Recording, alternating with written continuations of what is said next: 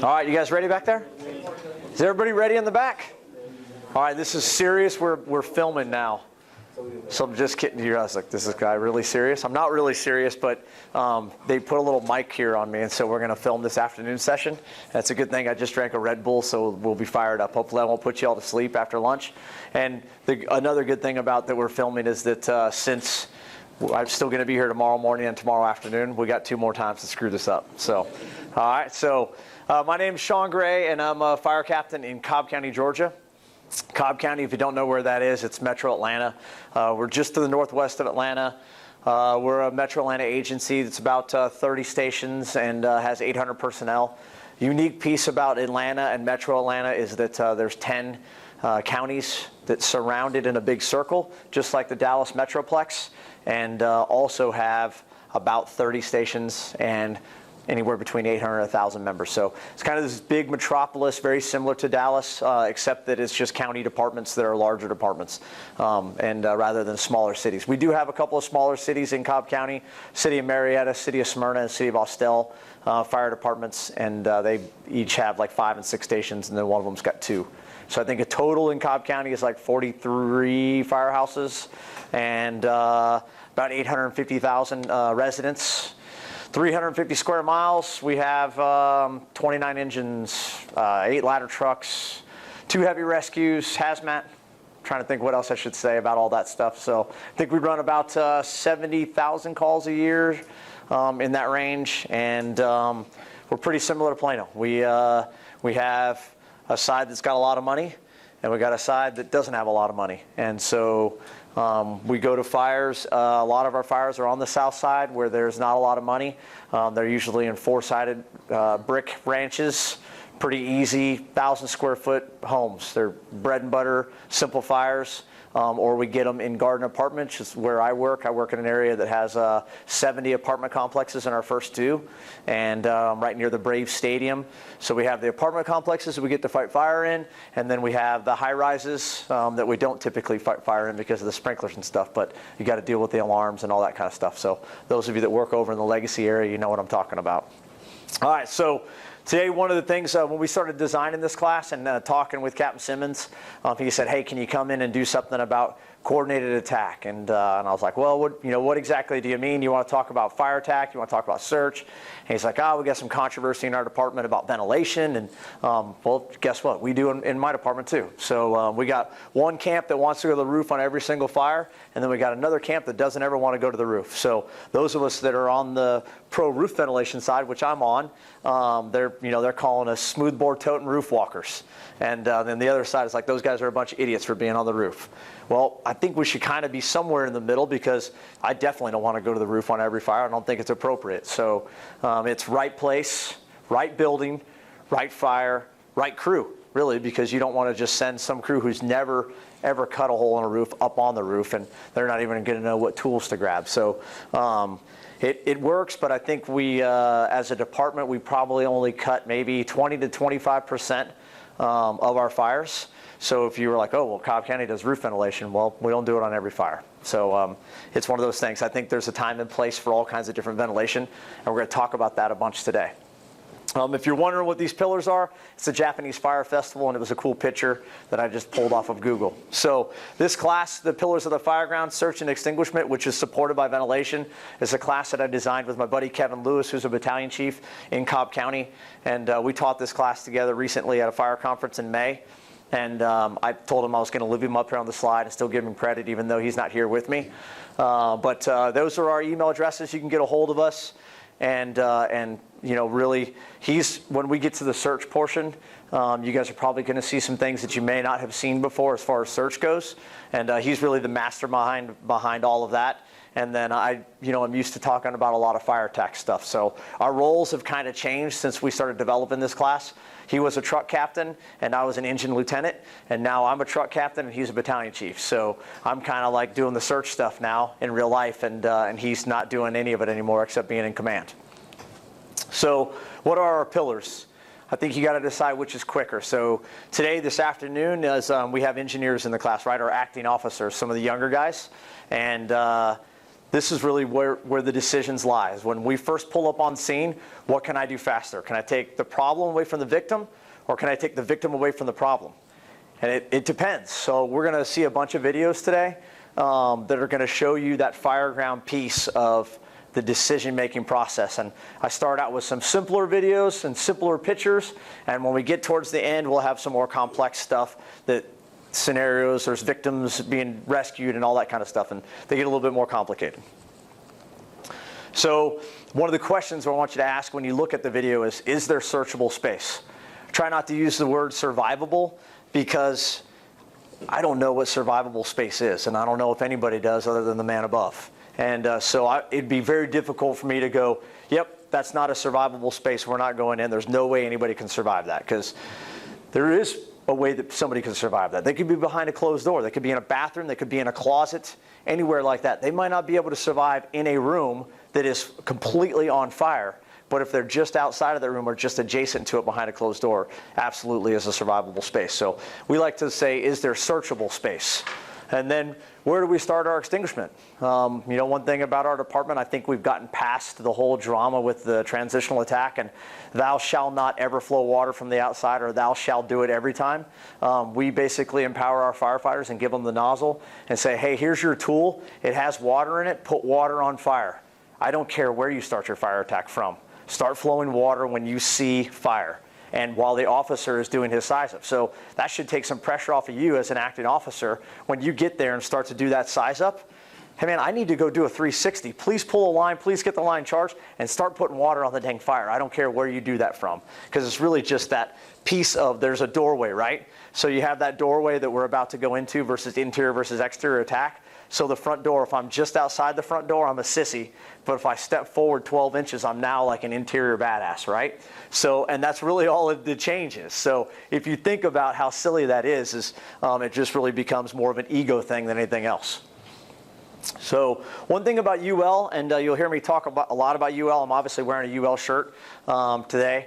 I don't work for UL. I'm on the UL FSRI advisory board, and what that is it's a board of 25 people, and as a member, I guess basically get to try to decide what the future research studies are going to be on. What's the American Fire Service want to know about? I think the upcoming one we got that I'm excited about is search and size up.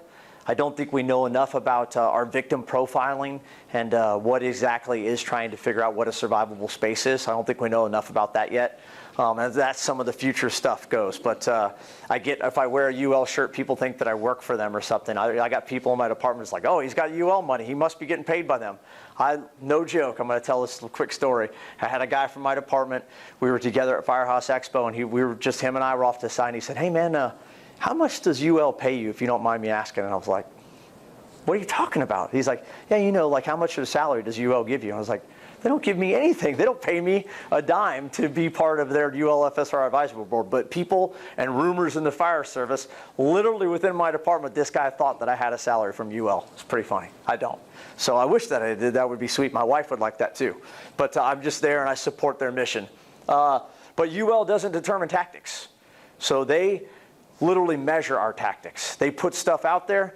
Plano, Texas says, hey, you know what? In Plano, Texas, this is what we do, and we want to see what happens in fire dynamics. And that's what UL does. UL measures that stuff. So right now, the coordinated attack study that's going on, you'll see some videos from the recent burns in Cobb County, Georgia, where we just happen to have some apartment buildings, and UL came. We burned a bunch of buildings as part of one of the studies. So I've got some cool videos from that. But it is all set up by a technical panel. That technical panel is 25 people from around the fire service. There's a guy on it from Dallas. He's a Dallas fireman. I think his name's Steve Lopez. And I don't know his rank or anything, but he obviously is representing your guys' area on tactics that are being used here in the Dallas area. And he's part of that technical panel. So some of the things that we did during that coordinated attack stuff, you'll hear me talk about it. We're kind of weird, not something that I would do on a normal basis, the way that we move nozzles, the way that we do ventilation, but we're trying to measure it for the American Fire Service and not just for Cobb County, Georgia.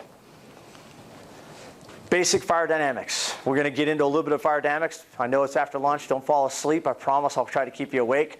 But fire creates heat. Heat creates pressure. And pressure travels from high pressure to low pressure. So that high pressure to low pressure piece is very important, because you'll see today throughout videos that we're going to show, you should understand that if this room is on fire and that door is open, and then there's another door open to the outside where we're going to come in with our hose line, that smoke and heat and fire is going to travel to that outside door if I leave that door open. That's the low pressure opening. This is the high pressure area.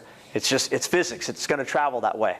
So any actions that you take, windows, ventilation openings, anything like that, that's where the fire is going to travel to. So make sure you understand that. Fire triangle. Cooling the materials, right? So heat, how do we get rid of heat? Water. Put water on the fire, cools the materials. How do we remove the fuel? That's pretty hard to do on a structure fire. We might have a chair burning or a couch burning, and we might be able to take and pull that out in the front yard. That's the only way we can actually remove the fuels. But we can also interrupt the oxygen by maybe doing some door control or smothering the fire that way, or at least slowing it down. We might not be able to extinguish it, but we sure can slow it down. All right, heat release rate. Who believes that today's fires are hotter? Not really hotter, right? It depends. And that's where people get all screwed up with this UL stuff. They're like, well, they're really kind of twisting the words. So really what this means is a flame in 1776 is the exact same temperature as it is in 2019, okay? However, the fires get hotter faster, and that's the rate. That's what heat release rate stands for. So if you look into a report and you get all geeked out and you're reading all the graphs and looking into the UL stuff, when you see HRR, that is the heat release rate. That just means that room flashed over in much less time than what it used to do with different materials burning. What's actually burning in a fire? It can be demonstrated by a simple experiment using a flame of a candle. Notice when you bring the match closer to the gases that are coming off the wick, the fire goes back down to the wick. What is in those gases? There are minuscule carbon particles bouncing against each other hard and fast, which cause them to start glowing. If you cool them off by running a cold piece of metal through them, they condense out and you'll get soot particles all over the spoon, because that's really what's in the flame that is burning up and creating heat and light. All right, so smoke is fuel. Remember that. That is key. Here's another video to prove that.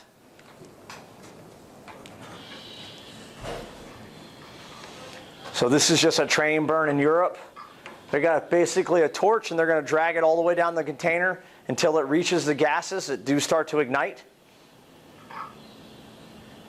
And as those gases start to ignite, they're going to go all the way back towards the source. The guy will open up the door, and we'll get a rollover, a flashover right over top of our heads. So smoke is fuel. What that means for us is when we get to a door, a fire compartment door, a structure fire, we should be flowing water onto smoke. It's okay. We were taught not to do that in the past, but that's fuel, and it's really hot fuel. So we want to try to cool that stuff off if we can. Try to cool the surfaces inside the building, just because we don't want this to happen. That would be a bad thing if that to happen in real life. It's cool to put recruits underneath it, but I don't want that happening to me on a structure fire. Let's try to avoid that if we can. So the heat release rates. Here's the issue. Legacy versus modern. You guys have probably heard all this stuff and seen this before. Right here, look at this little tiny small candle. This is in the 50 styles couch. That's what it's doing in 4 minutes and 25 seconds, okay? Versus modern style, 2000 style couch, which this is like 20 years old now, okay? There's the fire. That's what it does in 4 minutes, all right? So we have a big change in our fire environment, and we're just seeing everything, that heat release rate, everything's starting to flash over much faster. So we're arriving on scene and usually seeing flames showing, unless it's a really sealed up house. And you guys see some of that stuff here in Texas with the energy efficiency. You guys also have this in your first stew. How about the pink sheets, the 4x8 sheets of foam, right? You guys have been seeing that going up on your commercial buildings.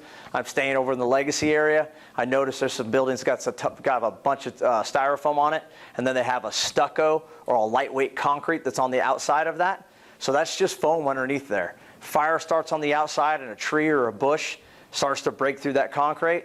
It's on, just like this video.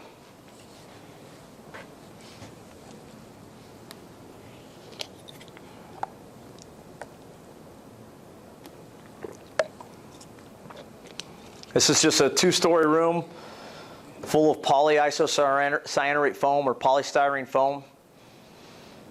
That's only 20 seconds worth in that big old room. It's pretty amazing. So you think about the MGM Grand Hotel fire in Vegas, they had that same sort of issue.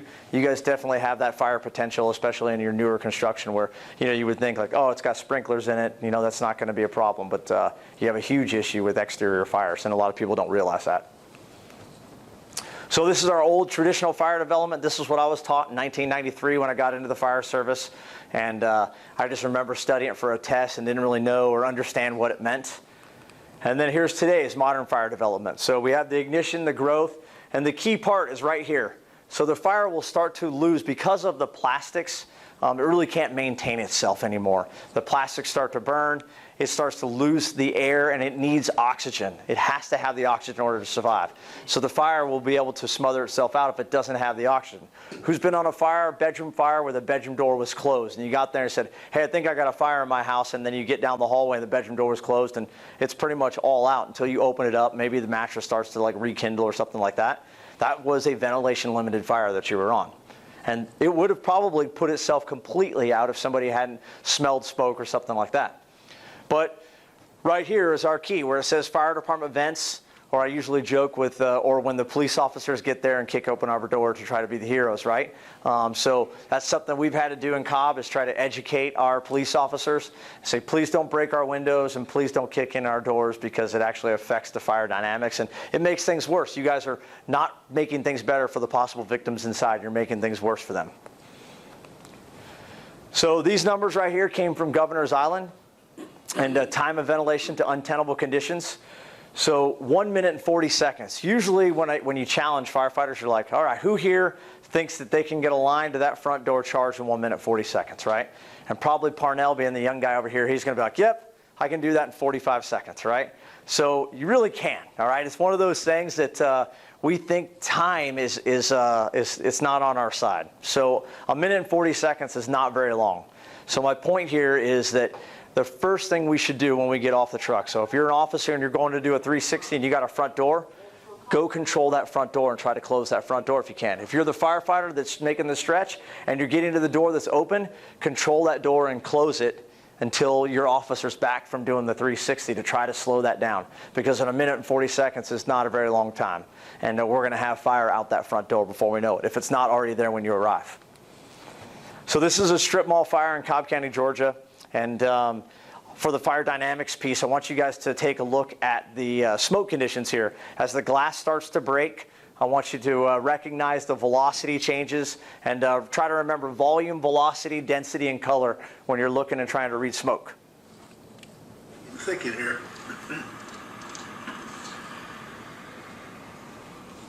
The place gonna burn to the ground.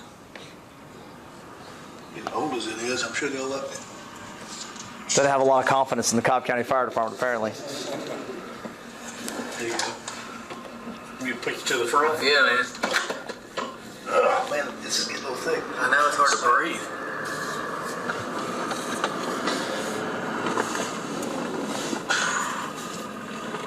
Hey, I'm just going to get out in a minute. You want to?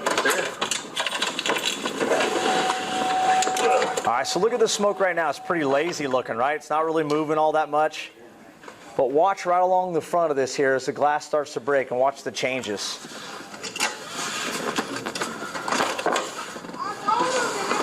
Hey, Kat, will you flip off that light real quick?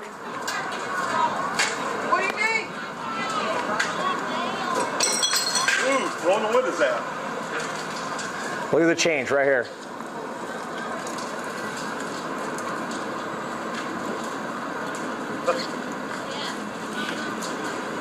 Of course, the blowout cell, it blew out. It broke the glass. There's so much stuff in the field right Where is the fire department? This is a dollar store. Think about all the plastics and everything that's in there, about all the materials that are pyrolyzing inside this place. Wow, stuff's starting to blow up. All right, look at your changes now. Get out of there! Oh, shit! Look at that pressure. fast. Hurry, man. Hurry, hurry. Real wind.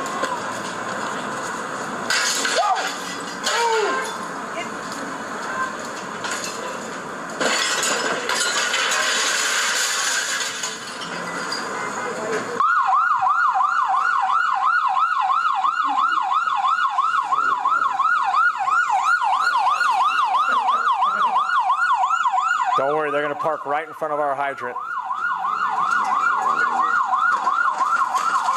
Brother, you might want to get in your. You might move that truck.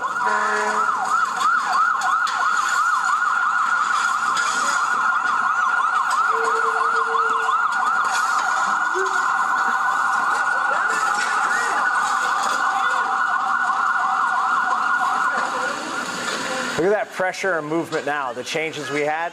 This is a 3-minute video. Pretty big difference in 3 minutes from what it started out with.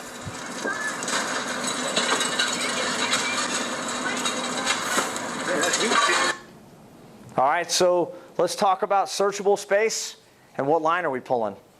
Searchable space, it's in the middle of the day, right? Right in the middle of the day, there's probably nobody still inside those buildings. But of course, we're going to check that eventually. But it's not a huge priority because everybody should have evacuated in the middle of the day in a shopping center like this.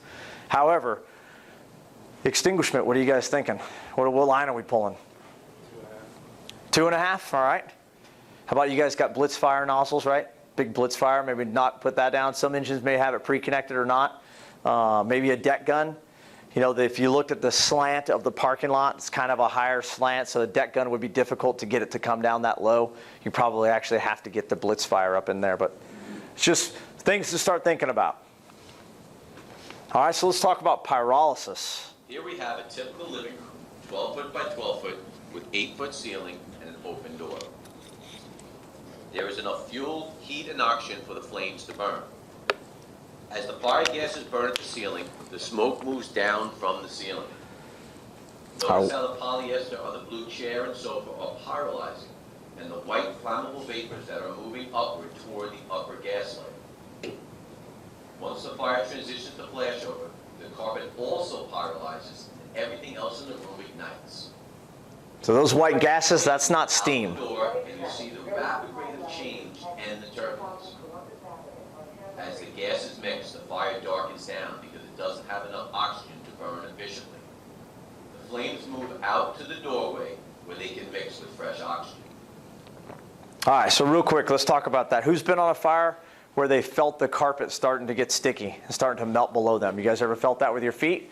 Yeah, that's pyrolysis, and that means that you were in a fire that was so hot, you were really close to it actually becoming a flashover. So it was very hot above you. Maybe you prevented that stuff from continuing to pyrolyze because you started flowing water and conditions started getting cooler. But that is an indicator of things are starting to get sticky below me, the carpet's starting to melt, that pyrolysis that occurs. So the neutral plane starts to drop, gets close enough here, convective gases start to basically melt the carpet below, that stuff starts to off-gas, and everything comes together, and now we have a flashover. And that's why flashovers happen so quickly, is because those gases start to light off. All right, so neutral plane. How about the top left? Does that fire make you nervous? Does that look dangerous at all? Anybody here go, oh, I don't want to go in there? Nothing, right? That's like, hey, that's an easy fire. We can go in there with a can, put that out, okay? Top right here, neutral plane starting to drop. A little bit more significant fire.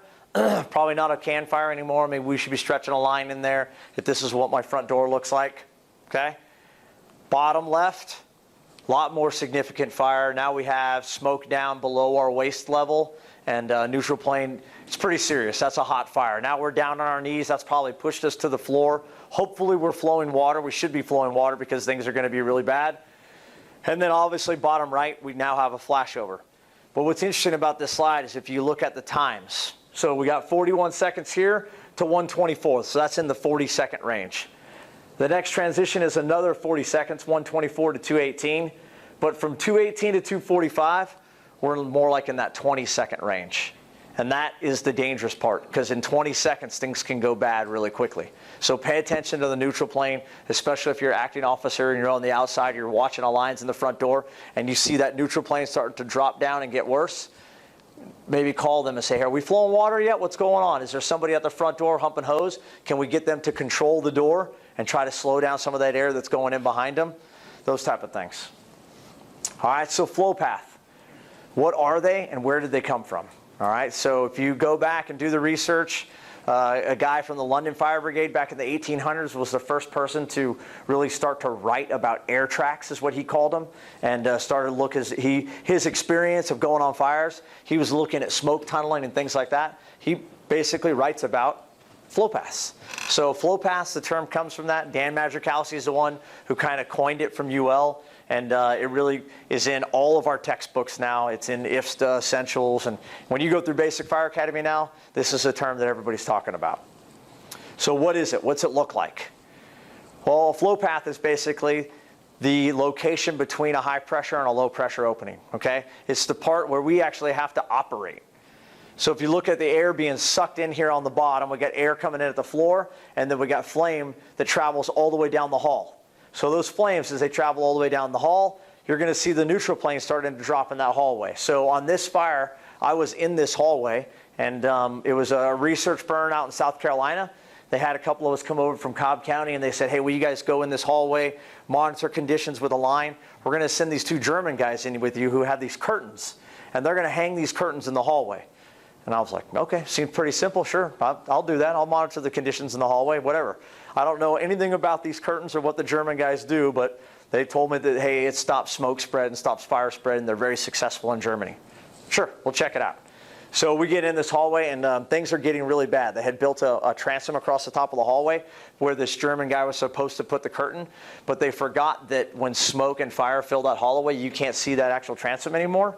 So they didn't give us like a doorway on the side or an indicator where that should have been. That would have been key. We should have had that, been able to feel that on the wall. But we ended up finding it through the thermal imaging camera, and he got it in place. And as soon as he gets it in place is when you're going to see the yellow letters here start to spin off the top of the screen right here. Watch what happens. We have put no water on this at all. This is 100% just air control. All we've done is hang a Mylar curtain in the hallway.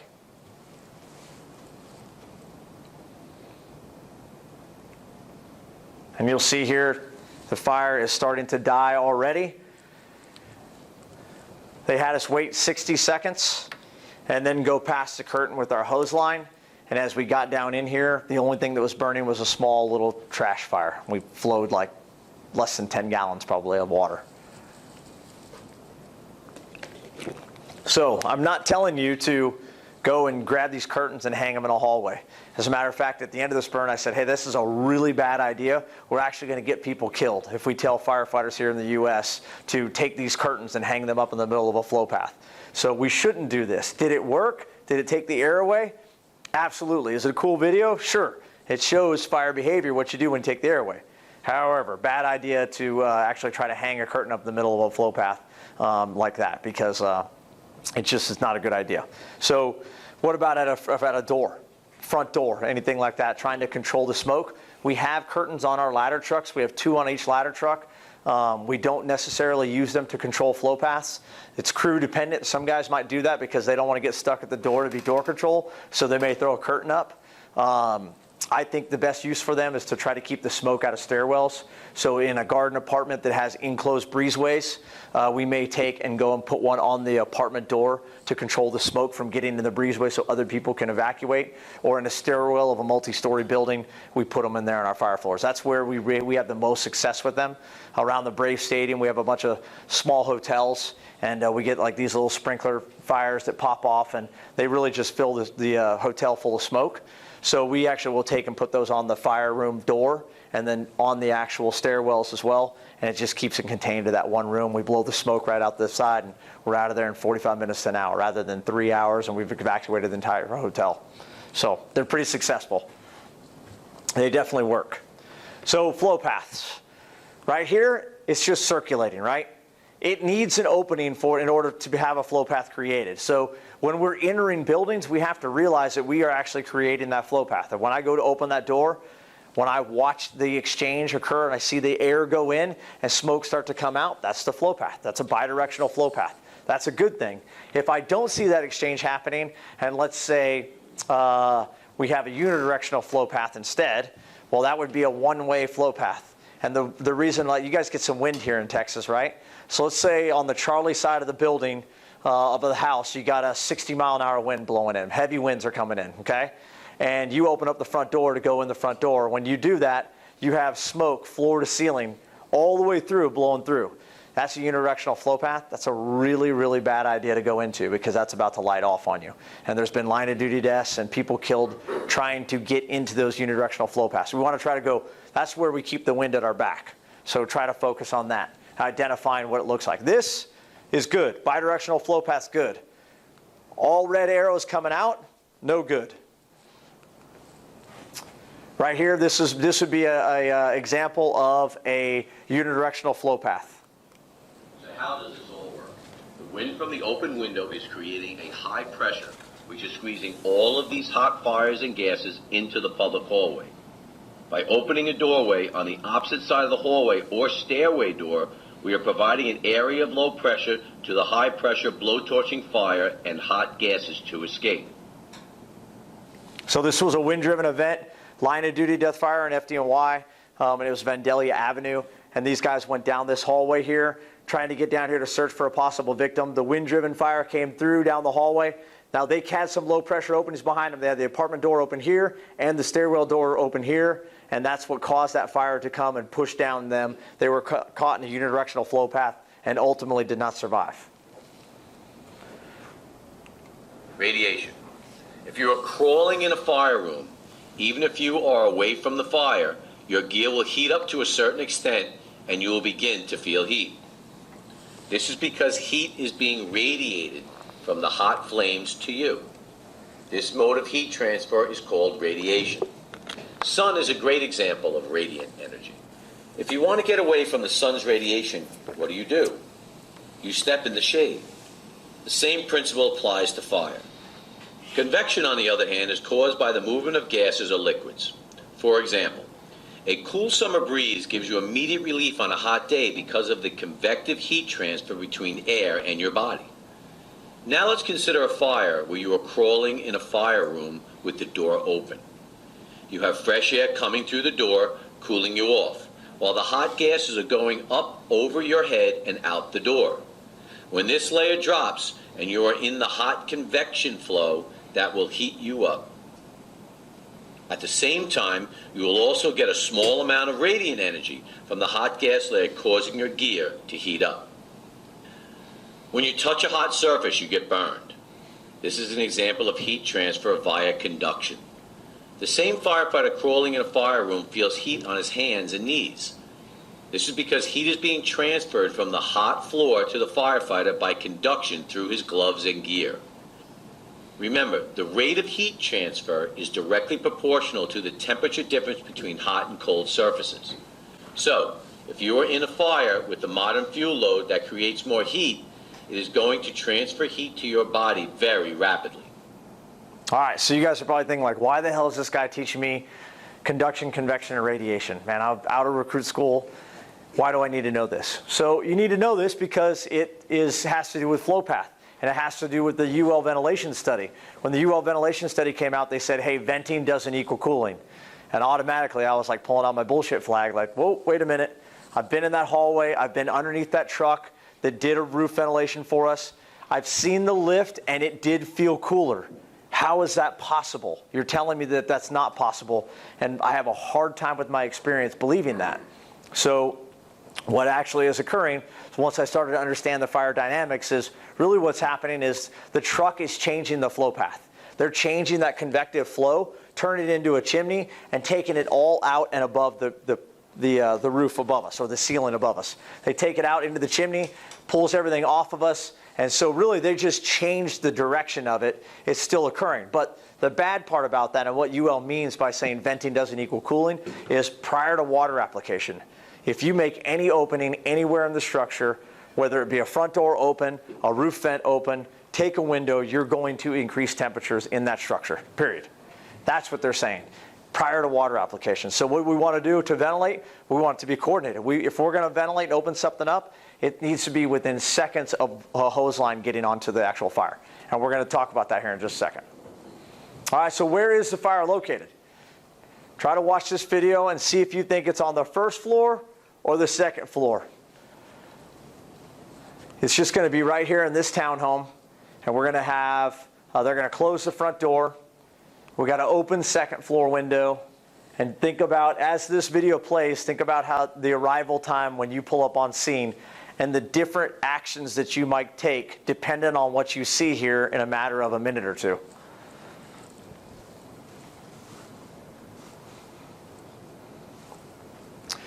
All right, so we got a little bit of light smoke showing.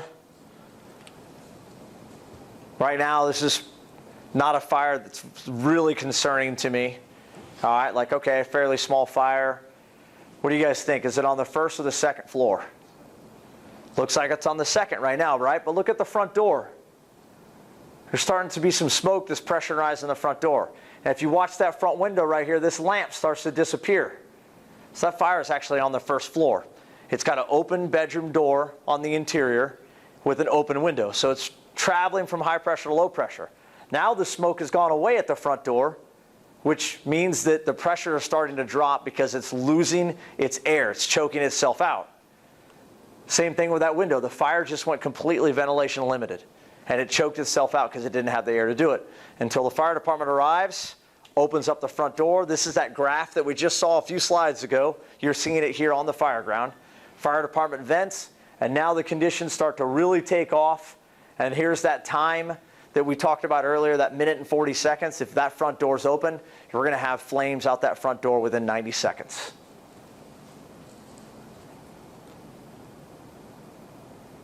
So by opening that front door, we made everything a lot worse. And that's the key when we talk about door control is, not necessarily do we have to have somebody there at the door controlling the door, but we need to make sure that we are controlling the doors prior to entering the structure. All right, so again, is there searchable space? And where do we start our extinguishment? How about this photo right here? This is a fire in Cobb County. You can see that appears like a master bedroom or something above the garage. Do you see any smoke coming from that window at all? No, doesn't look like it at all, right? So that might tell you, what is that interior door? Open or closed? It's closed, right? So that is an ideal situation that if somebody is reportedly trapped in there, that is 100% safe place to go do a vent enter search. We can go there all day long, okay? Now what about where are we going to start our extinguishment from? Right here, right? We're taking a line, we're going in this front door, but we're going to have to start it from the outside because we'll be on fire if we don't, okay? So we're going to take this, knock this down and push the interior all the way up, hopefully to these stairs to try to protect these stairs where this person's trapped. Because if there's somebody in this room, they want to come down these stairs and come out their front door. There's a car in the driveway, okay? So, but we can access them doing vent enter search or getting a ladder to them. So definitely searchable space. How about this one? We're going to run this video. So we've got fire in a bedroom on the alpha side. And this is that piece where I talked about earlier where we try to empower our firefighters once they have a charged hose line in their hand. In Cobb, I hope that anyone who had a charged hose line wouldn't walk past that window. But there's a lot of indicators here. What do you think? Look at this ramp right here. Handicap ramp, right? So that's a problem. I could have somebody inside that's not able to get out. We got a garage that looks like it's converted with a slider here. So an extra living space, maybe a grandma and grandpa suite, okay, an in-law suite. But we got our door open. And back to that strip mall fire where you guys got to see a lot of changes in smoke. Watch right here around this tattered flag as the smoke conditions are starting to change. So as an incident commander, if you're sitting outside and you're watching all this and the front door's open and fire attack's inside, you're trying to see what's going on. Why aren't they there yet? Because that looks like it's pretty easy push, right? In the front door, we make a right turn at the hallway. It's the first bedroom on the right. But obviously, it's not that easy because they got in, they missed the hallway, They got into the living room. They got tangled up in some furniture and after missing the hallway. So that's where you see this delay is occurring. With the front door still open and no door control in place, look at how much air it's getting and look at the conditions as they start to change. Things are getting much, much worse. And so there's some injuries on this fire. Guys got burned.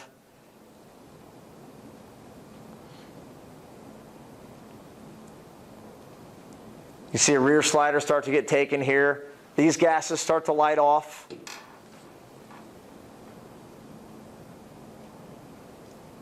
All right, the camera's going to pan up. And when it pans up here to the sky and comes back down, you'll see extinguishment in that bedroom window.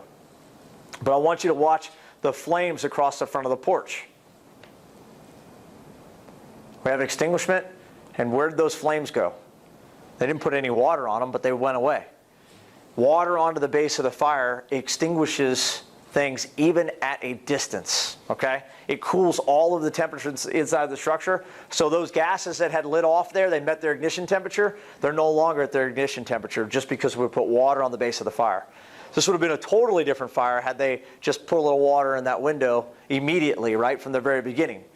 But, they went in and wanted to go interior. And, you can argue that back and forth. That's where the interior-exterior argument comes in on fires like this, because this would have been a really easy one just to put water in the window. All right, how about this one? This is in Philadelphia. These are row houses, long blocks worth. We can't get to the Charlie side, okay?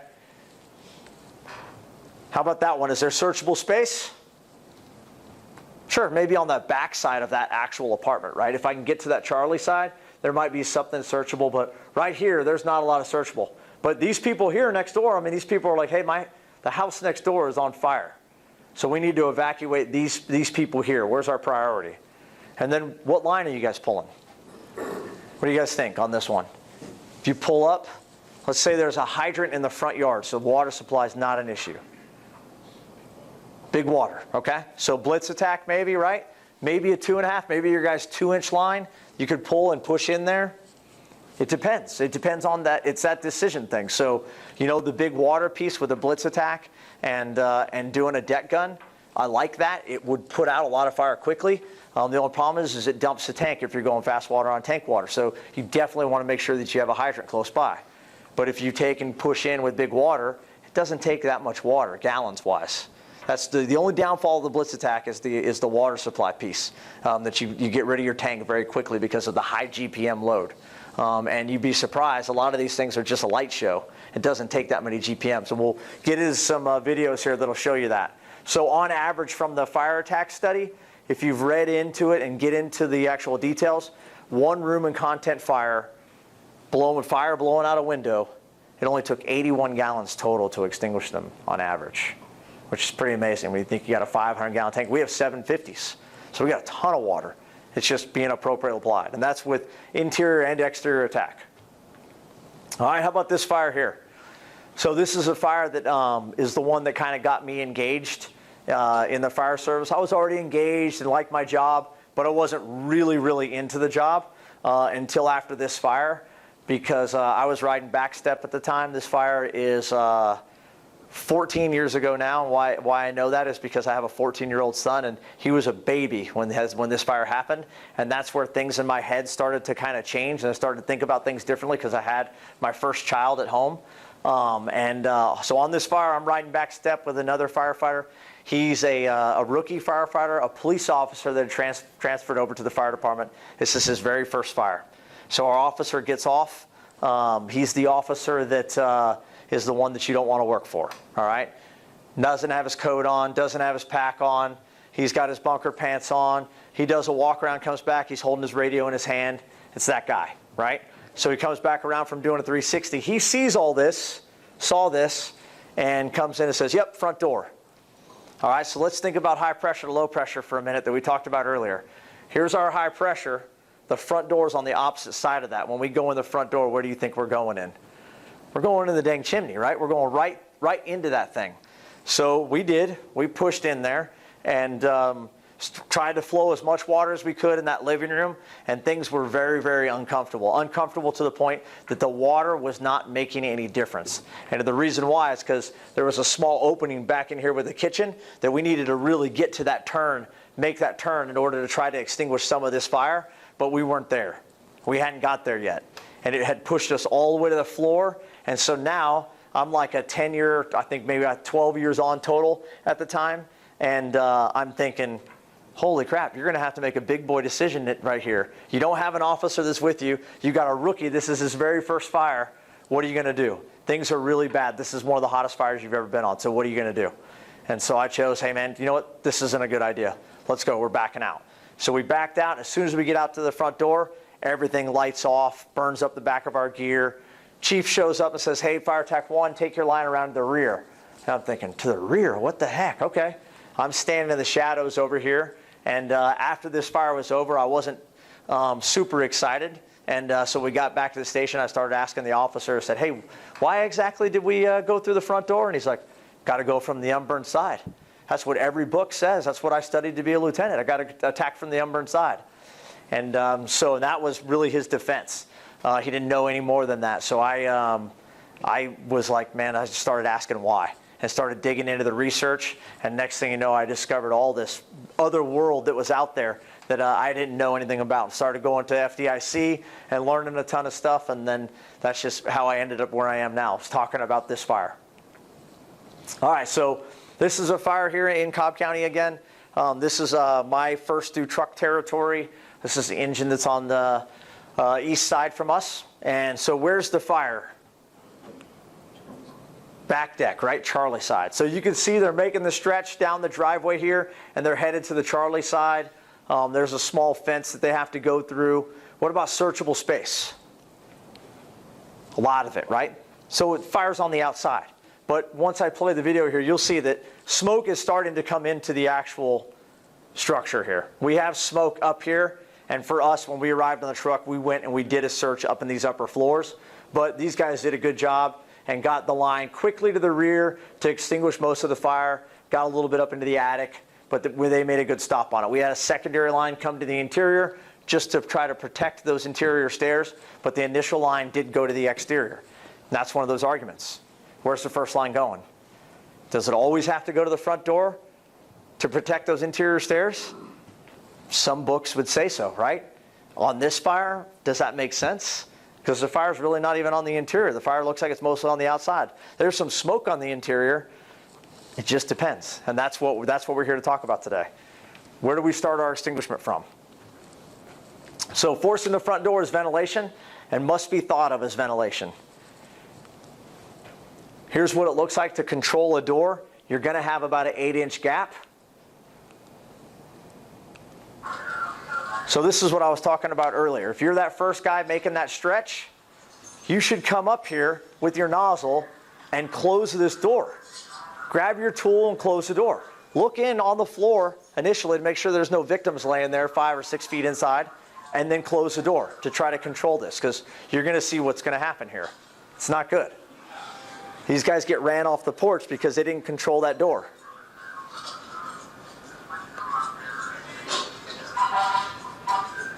All right? So that's bad. We don't want that to happen. Let's try to prevent that from happening. All right, so door control versus door open. This is from the UL vertical ventilation study. And you can see here the fire's been burning for about 8 minutes. Both of these structures are exactly the same. They're furnished the same layout. It looks like a real house on the inside, even though it doesn't look like it on the outside. It's just because they don't do all the fancy finishings. But a contractor, they hire a contractor to come in and build these houses. So it's built just like a normal house, has drywall, all the fixings. All right, so we got fire out the front door. Once we have fire out the front door, they've now opened up the roof vent. You can see now we have fire out the roof vent as well. And this is where the vertical ventilation study came in, or I should say ventilation study came in and talked about venting doesn't equal cooling. So let's watch this door over here. Door controlled, still chugging along. We're at 12 minutes now. Roof vent came open. We saw the initial lift right there. But now look what happens. Even with the roof vent open, no water application. That's where the venting doesn't equal cooling piece comes in. Because that roof vent came open, we saw the initial lift, which is the benefit that we've seen as firefighters, and our experience tells us that. However, without water application, that room's going to light off. And that's all the UL ventilation study was saying. Without water, things get bad. All right, how about this one? Do you guys see the problem? It's a police officer with a forcible entry tool. That's the problem, okay? So where's the fire? On the outside, right? So where would our line, if we pulled up right now, where's our line going? Right to the outside. Let's knock that thing down, right? Is there a searchable space? Oh, absolutely, right? Until our friendly brother in blue goes up and opens the door. And you'll see him, he's going to come back down here in just a minute. He'll be talking on the radio. Tell the fire department that I got the door open for him. We're all ready to go. All right, chalked it wide open. We're good. So now you just created a low pressure opening. High pressure is here. It is getting into this structure here. It's burned its way in from the outside, and it's burned its way to the inside. And this guy just created a low pressure opening. Here they come back down. They're like, that was awesome. I got to force a door. And we're just waiting on the fire department to get here. So as things are going to continue to get worse, as you guys would guess, here's the problem with the ventilation openings, is that front door that guy just took with that sledgehammer is going to make this fire much, much worse. And this is what we should try to do as firefighters, is try to not make things worse. We're here to help. Things should get better when we arrive, not worse, right? And I know that we've all been on fires where things didn't get better, they got worse. All right, so look at that. Back to the smoke reading piece. Volume, velocity, density, and color. Man, it gets ugly outside that door before these guys even pull up.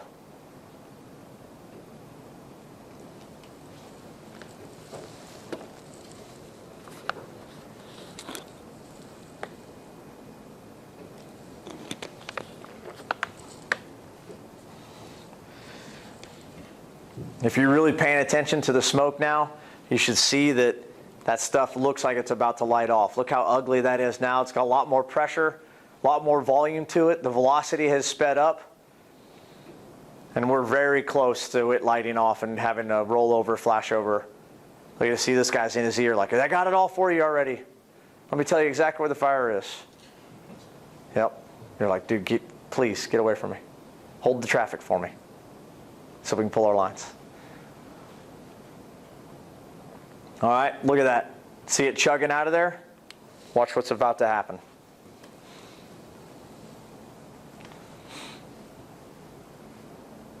All right, now we got flames out both sides. Very predictable. So you'll read that about flashovers, and people say, man, we were in this fire and things got really bad. It was completely unpredictable. And I'm like, not so sure.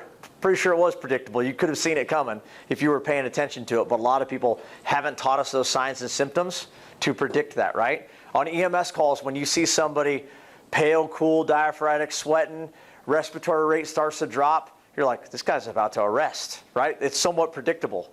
We see that coming. The same thing just happened on that fire. It was predictable. We could see that coming if we don't do anything to prevent it. All right, so that's right at the hour mark. 4 minutes short of the hour mark. So take a break, but we'll come back and talk about ventilation. Get started. Let's talk about the ever controversial word of ventilation. Okay. Now the reason why ventilation is early on in this PowerPoint and search and extinguishment isn't is because it kind of follows along with fire behavior, right? So fire behavior and flow path, ventilation is that piece. If we ventilate prior to any type of water application, things are going to get worse. Okay. And I'll show you some evidence of that. But I want you guys to see all the different types of ventilation that are out there. So as part of the coordinated attack study this last week and a half ago in Cobb County, I was fortunate enough to be on the fire attack line. I got to go to 16 structure fires in 7 days. And it was pretty sweet, right? So I got to, being part of this line in a research type style fire attack, I wasn't doing all the other things that I would normally be doing. You know, normally I'd be on a tick, making sure, looking for my crew. Is anything extended into the ceiling? I mean, do all those other things that we're worried about, searching, all that kind of stuff. Well, it wasn't. It was a research burn. So I got to kind of pay attention to really what was happening with the tactics that we were using. What was happening as we were flowing water? What was the smoke doing? What was happening as ventilation was occurring? So we tried all different types. The only thing we did not measure in the garden apartments was vertical ventilation, because that was already done in phase 1 of the testing in Ohio that was done in residential structures. So we did not do any sort of vertical ventilation in these apartments. We did everything horizontal. But we did PPA, we did PPV, we did hydraulic ventilation, we did just regular ventilation, timed, coordinated, a truck taking a window with fire attack. We tried all of it. So we'll talk about some of that here. So can you ventilate too much? Yeah, definitely, right?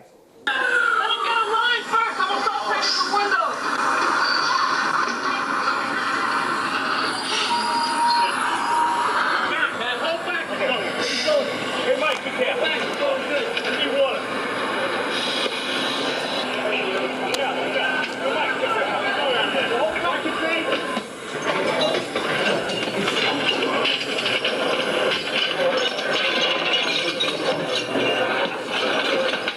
This is what we used to do, right? We got to get the smoke out of there so we can clear it out for fire attack.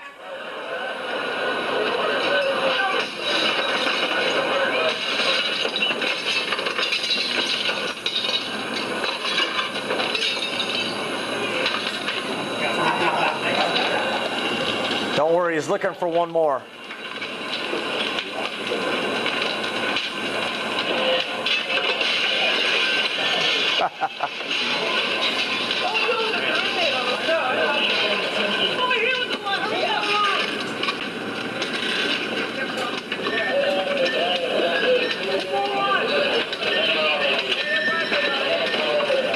Okay, so we obviously do not want to do that, okay? That's not good. That's not what we do. So we're professionals. We want to try to show up and, like I said earlier, make things better when we arrive, not make things worse. And that guy definitely made things worse right there. So how about PPA? I know that that's controversial here in Plano as well. Hey, guess what? It's controversial in Cobb County too. We were a PPA department back in the day. We had gas fans on our engines, and up until last year, they started finally going away, and it took us 15 years to start to get rid of them. And there's still people in our department that are absolutely 100% in on PPA. So I'll tell you the results of PPA. I don't know anything about it. The only time I've ever been involved with PPA was a week and a half ago, and did a interior attack. And I've got to tell you, I was scared to death to have a fan turned in behind me as we were going in. I was like, oh, I do not like this at all. Zero experience with this whatsoever. My department did use it prior to me working there. I didn't start working in Cobb County until 2003. So it was one of those things I've heard stories about. Plenty of buildings have been burned down because of it. But I will tell you from the UL research side of things, in the PPA study, it does say that there is benefit if the fire is in one room. It has not made it out of any other rooms. Now, I don't know about you guys. I'm not that good. I'm not that good to be able to tell if a fire is just in one room, okay, on my size up. So if it's just in one room, hasn't made it out of the others, if the windows on the outside are double the size of the opening of the entrance window, so we've heard that for a very long time. So you have to have double the openings you have to have double the exhaust openings from the intake, right, where you're going to put the fan up. So again, that's probably a pretty difficult thing to do unless you have a very large master bedroom with some huge open bay windows or something. So that's the thing, is it does work. We tested it. We had the exact scenario that is perfect for PPA on this coordinated attack study. We did it 2 weeks or a week and a half ago now in Cobb County, and it worked fine. We put the thing in behind us. The fire went out. I didn't see any difference than any of the other ones, I should say, because we were flowing the line ahead of us, doing flow and move. So I can tell you that I didn't see a huge benefit in it. it was just like the other ones. With no ventilation or anything else, it just was like, okay, well, that seemed to work. Except for the building next door that was attached to it, that had the adjacent breezeway. We had smoke and possible fire in that other apartments over to the other side that we had to chase down because it appeared that it had pushed some smoke and fire out of that fire compartment and into the building next door, which is a bad thing. So that is the one thing that I can see, the experience that I have with PPA. But I know that this is also a bad thing too with this video. So we got fire in the front room, and we got firefighters trying to go past that with a fan started at the front door. Behind them, you can see what they all are coming out on fire. And they're in a hurry to get out of there because they're very, very hot.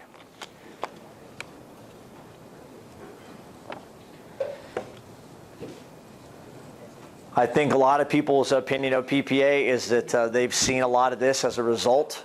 And I would say if you're a PPA advocate, that this is not the correct application of PPA. They did it wrong. So I think PPA does work when done correctly, but man, it's tough to do it correctly, I think. One of the other things that was found in the UL study that I thought was interesting that I'd always heard is, you know, that big cone that's in the front door that's in the pictures in our books, right? And we're going to pressurize that doorway, and it's going to push everything out the back. That cone, did you notice when the fire got better? When they put water on it. Weird. Oh, okay. I said, where'd it go? Yeah, I couldn't see it. they started putting water on it. Yeah, the engineer, everybody else, all the firefighters that are actually wearing gear, they're in the front yard. The engineer picks up the hose line and just starts putting water on it, and everything starts to get better. But so the one thing that's about that cone that's drawn in the textbooks, that cone's actually incorrect. What they found was the fire will always gain more pressure than the pressure you can put at the front door. Doesn't matter how many CFMs with your fan that you can put up there, the fire will overcome that. And they saw that. They tested it in the lab. The fire still came out the top of the door, no matter with that fan going. Didn't matter 25,000 CFMs, 15,000, 35,000, the fan still could not completely pressurize that compartment of smoke, still came out. So that'll just tell you the fire still will win. And we've seen that in wind-driven events. If you watch some wind-driven fires in New York City and stuff like that, you see the fire start to burp itself out, and it's because it'll still beat that wind. They may have an 80-mile-an-hour wind coming into a window, and it will burp out smoke and fire and blow out for a second, and then the pressure will go down, and the wind pressure will win again, and then the fire will build back up in pressure, and it'll push out, and it just goes back and forth. It's a game of pressures. Just physics. All right, so this is the garden apartments we burned in Cobb County. This is in my first due, so you can see what the buildings look like in my first due. They're tearing these down to build a road for the Braves Stadium. UL built an enclosed breezeway because that's what they were looking for, was an enclosed breezeway. We had an open breezeway, so they hired a construction person to come in and enclose the breezeways. It's probably about 600 square feet is what I've been saying, the apartments. The distance is probably in this room, so imagine that the rear bedroom is probably right there where Alex Simmons is sitting back there, and that's our front door. So that's the distance that we had to travel from the apartment door to the rear bedroom where the fire was in this scenario. It's not very far. It takes us seconds to get there. So let's watch coordinated ventilation with hydraulic. This was one of the only scenarios out of the 16 burns, we used a fog nozzle twice. Most of the times it was a 7/8 smoothbore tip that was flowing 160 gallons a minute. This was a 160/50 straight stream fog nozzle. You can see us entering the door here for fire attack, and the vent is occurring now. You can see that the flames are starting to take off. You gave it some air, but we're going to be here in just a second.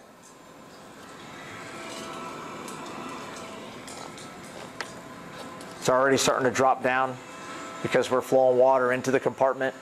We're not to the bedroom yet.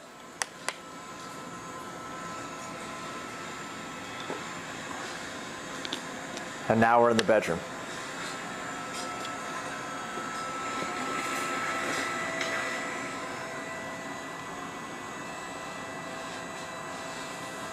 So on this scenario, I was the door control firefighter. They had us do door control here to see if we could control the smoke getting into the breezeway.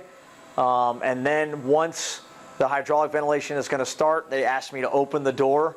So it was all timed out on a radio, and they said, okay, start hydraulic ventilation. As soon as you see the hydraulic ventilation that's going to come out of this window, I'm at the door and I open up the door.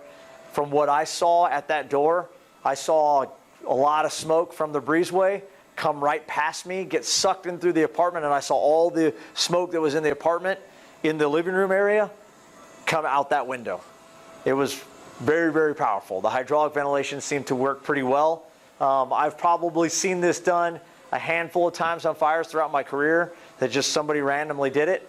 To sit back and see it in a research setting and really watch what happens, pretty successful. So as far as technique goes, they had us, there was a bed, a queen-size bed in this room, and so that would be 6 feet, and if this was the edge of the bed, about 2 feet back from the bed, down on one knee, guy put it on a 30-degree fog pattern and just opened it up and flowed for 60 seconds.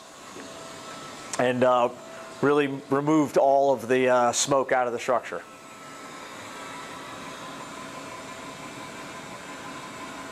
Very, very effective, for sure.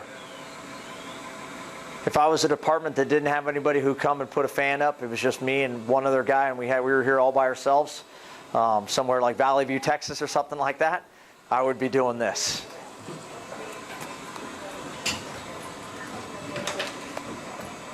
Are we going to a fire? Am I missing a fire right now? Oh, they're the medical guys? Okay.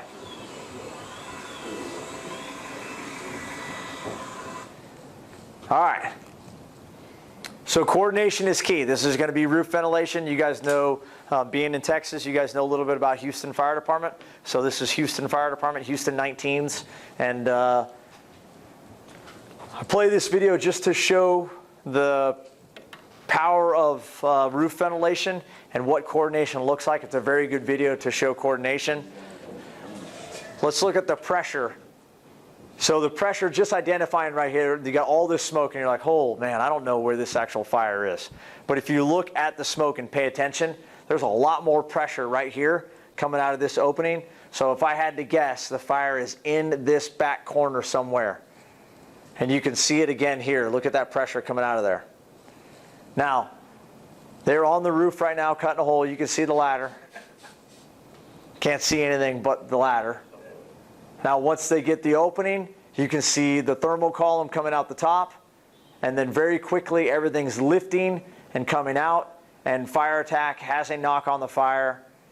And it's over and done with. They do a good job. They come right down. They're not standing up there bragging, saying, hey, look at this hole that I cut. They get off the roof quickly.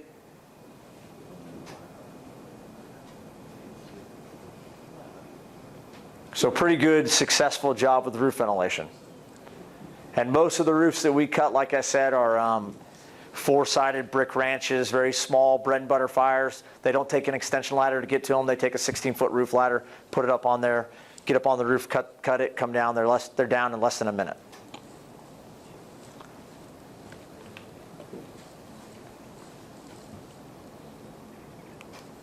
All right, so let's talk horizontal vent and coordinate it with fire attack. So they take the window. Again, we enter at the same time as they start to take the window.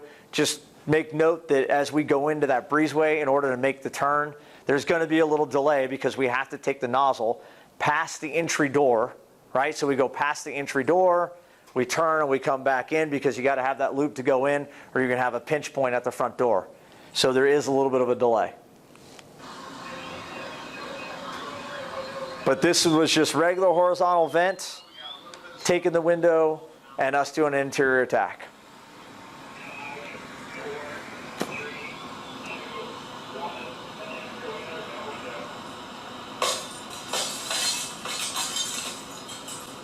So really, as soon as you see the mixture of air get in there, you can see that it really starts to light off.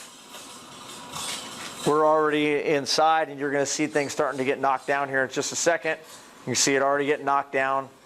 Pretty easy, quick push, and the fire's out. Now, again, personally I saw no difference with them taking this window and with no ventilation at all. I saw no difference. There was no release of heat. There was no change in visibility. And I think some of that had to do maybe with our nozzle movement. They had us take the nozzle and move in a circular motion, in an O pattern, flow and move the entire time. So as soon as we entered the apartment, we stood up and we flowed and moved the whole way, all the way to the back bedroom. Now that is not typically how I would personally fight a fire in Cobb County, Georgia. My experience tells me that shutdown and move seems to work pretty well. If the gases are really hot when we first open that door, we may flow water across the ceiling as we enter, but we're typically going to shut down, move the hose towards where the fire is going to be into that back bedroom, if that's where the fire is, knock down the fire bedroom, and then be done with it. So we would usually do a shutdown and move. That is not what the technical panel chose for us to do. Again, some of the technical panel members are from large departments like FDNY, and their experience may tell them, like this long hallway out back here, that's the type of hallways that they fight fires in. That's not what Plano, Texas fights fire in, or Cobb County, Georgia fights fire in. I fight fire in places like this that don't really have these big long hallways. So there's not that push that's needed. I can do shutdown and move and get away with it really all day long. But flow and move was shown in the fire attack panel, fire attack study, to be the most efficient, because when you stop flowing water, the temperatures will briefly start to rise, and you'll get an increase in temperatures. All right, so fire attack. Let's get into that. Now we've gotten through the vent stuff. Again, I don't know what's best. I know that ventilation works when it's coordinated with fire attack, but I can't tell you which type is best. What was the most impressive to me after seeing all the different types of horizontal ventilation, from PPA to PPV to hydraulic ventilation to me was the most impressive. So your flow and move you just talked about, that was with your 7/8 smoothbore. That is with the 7/8 smoothbore, flow and move. Yes, sir. Yep. We only used the fog nozzle twice, and one was on here. We used, because they were trying not to get into the smoothbore fog nozzle argument, so like with the whole horizontal ventilation or hydraulic ventilation, they didn't want to say, well, you can only hydraulically ventilate with a fog nozzle. So they actually had us on the last fire. We unscrewed the 7/8 tip off of it, quarter bale, opened it up, and so we had a fog coming out of it, and it worked pretty dang good. It wasn't a half bale with the tip on, it was bale or a tip off, and like between a quarter and a half bale, and it actually worked pretty good. It wasn't as pretty looking as the 30-degree fog pattern coming out of that manufactured fog nozzle, but it seemed to work pretty well. It moved a lot of smoke out of there. Now, I will tell you, getting into that argument right there, I'm a smoothbore guy. You know why I'm a smoothbore guy? Because it doesn't have any mistakes. A fog nozzle, you can make mistakes, and I don't trust firefighters. So I want a guy that I can put a nozzle in his hand, and it's real simple. It's just open and close. Open, go to work. Close, that's it. You really can't screw that up. A fog nozzle, if I ask a guy to put a nozzle in that window and he hasn't checked the pattern, he puts it in a 30-degree fog pattern and then is kind of caught off guard and can't adjust it, he just put a whole crap load of air into that window. And if somebody's on the opposite side of that, that's bad. And we're about to see that. We're gonna push some steam and gases onto top of people. And that's the only reason why I dislike fog nozzles. If I could have a fog nozzle that stayed on straight stream all the time, and then I could maybe like click a button and put it on a 30-degree fog when needed, I'm in. Fine. Because if you put the 160/50 fog nozzle and the 7/8 smoothbore tip nozzle, they're actually the same shutoff. They're the exact same shutoff. There's just a different tips that screw on there. If you put those right next to each other in a parking lot, they're the same. They have the same reach. That nozzle, they're both the same 50 psi pressure.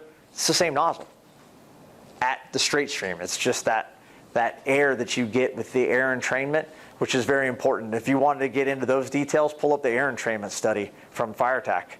That's huge. You can move a bunch of air with a nozzle. All right, so can we push fire with water? Water droplet hits flame, it extinguishes flame. However, our nozzles have a bunch of air in them depending on how we move them. And that's why here in this video, you're going to see a straight stream in the window up to the right. And this was set up so that it had the same furniture in both rooms. Unfortunately, it rained the night before, and this furniture got a little wet, so it didn't light off. So it doesn't look the same, but I promise that it is. water into that window. Not the best angle in the world, ideal for exterior attack, but it's working. It's dropped down a few hundred degrees here at the top of the stairs. We don't see any kind of push at the top of the stairs. Now, they're going to come up here with a fog nozzle and the window here to the left. And I want you to watch this hallway. So if you just watch the left side of the screen, as they start to flow water, watch the hallway or the stairwell. And that's the experience that we've had over the years. So there's been negative experiences on fire grounds that have occurred. You may have heard them in your own firehouse where some guy said, boy, don't you ever put water in a window from the outside because that's the worst thing you can do. You're going to burn somebody up, right? And it was because they had a negative experience from water coming in from the outside, but nobody ever went back in that story and asked, hey, so what kind of nozzle was that on the outside? What kind of hose stream was that? Was that a fog stream that somebody may have put in that window? You never get that part of the story. It's just, hey, that was uncomfortable. Let's not do that again. And then it turns into firehouse lore, and we move on from there. So how many times does steam expand? Come on, you guys know the answer. 1,700, right?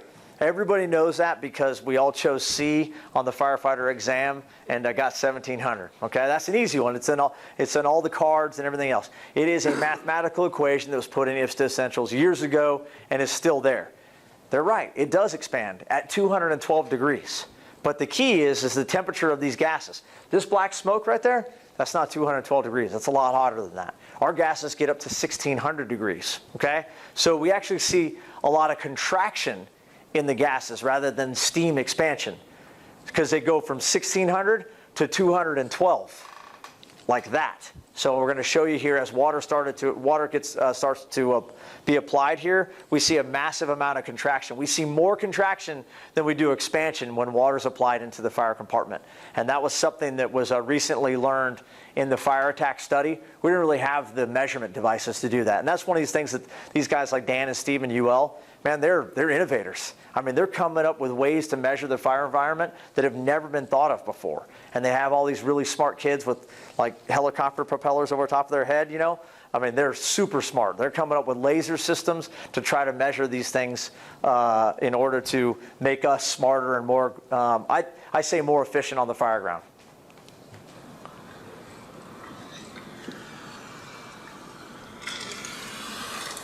All right, so watch the doorway here. As he starts to flow water, we're going to see a contraction of gases.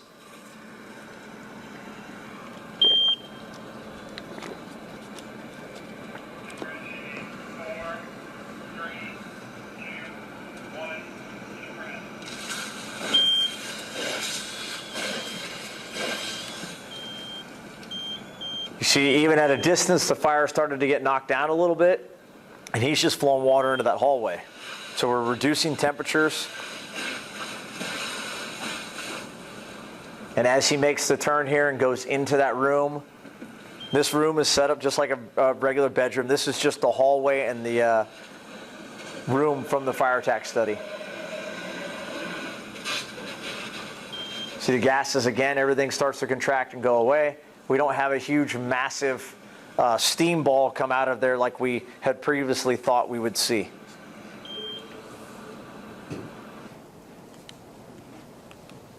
All right, so attacking from the unburned side. All right, you're going to have to bear with me on this video because the forcible entry at the front door is painful. Hopefully that doesn't happen here in Plano, and you guys get more forcible entry training than these guys do. So I want you to take a look at the structure and remember, searchable space, and what's our extinguishment techniques? What kind of line are we taking as this fire starts to grow and things start to get going here? I know the white stuff's a little confusing for you guys here in Texas. We don't see a lot of it in Georgia either. All right, so where we have a fire at? Just bedroom fire, right? Bread and butter, easy fire, easy fire. Now, does anybody have any qualms with just stretching a line and going over there and putting water in that window? No. Red line. I love it. A red line. I'm in. We could put a red line in, right? So a red line, it flows a very low flow GPM. And actually, LA County Fire Department, they're actually doing a lot of red line stuff from the exterior. Not through the interior, they're still getting 150 GPM nozzle at the front door and go to the interior with that. But they may have a secondary guy with a red line, pull that off, charge that red line, and knock down this exterior fire right here, because it just takes one guy. Now, as we see this guy starting to mess around here at the front door, he's going to sit here, and I know for all the truckies in the room, it's an engine guy, okay? So, but you think his buddy here, this guy could be like a forcible entry genius. He's not stepping up at the door to help his buddy. Why?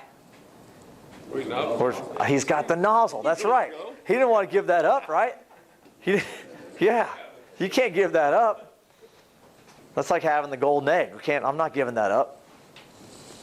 So he's just going to stand here. Now look, all day long we should be charging this line. Fast water on tank water. Get this line charged. Give this guy the ability to make that decision to go, man, I might be able to walk over here and flow a little water in that window. It doesn't have to be perfect. Just get some water in there. Knock that thing down. But you can see the door is giving them fits right now. Now, as this continues, look, the fire really, it doesn't have a very good ventilation opening until these guys open this door. It doesn't have a ton of air. It's not really getting any bigger. I mean, it's starting to grow a little bit, but it's not really going anywhere until we get the door open. And that's when we see the flow path get created. We see a bidirectional flow path at the front door, and you're going to see the conditions dramatically change. Now, the truck just got here. You know how I know that? Look at his waste belt. Yeah, the truck's there, right? The guy didn't do his waste belt. He's too salty for that. All right, so he gets here, baseball swing, 2 swings, we're in. All right, engine guys, let's go. So that's right. So now at the front door, we start to see a bidirectional flow path.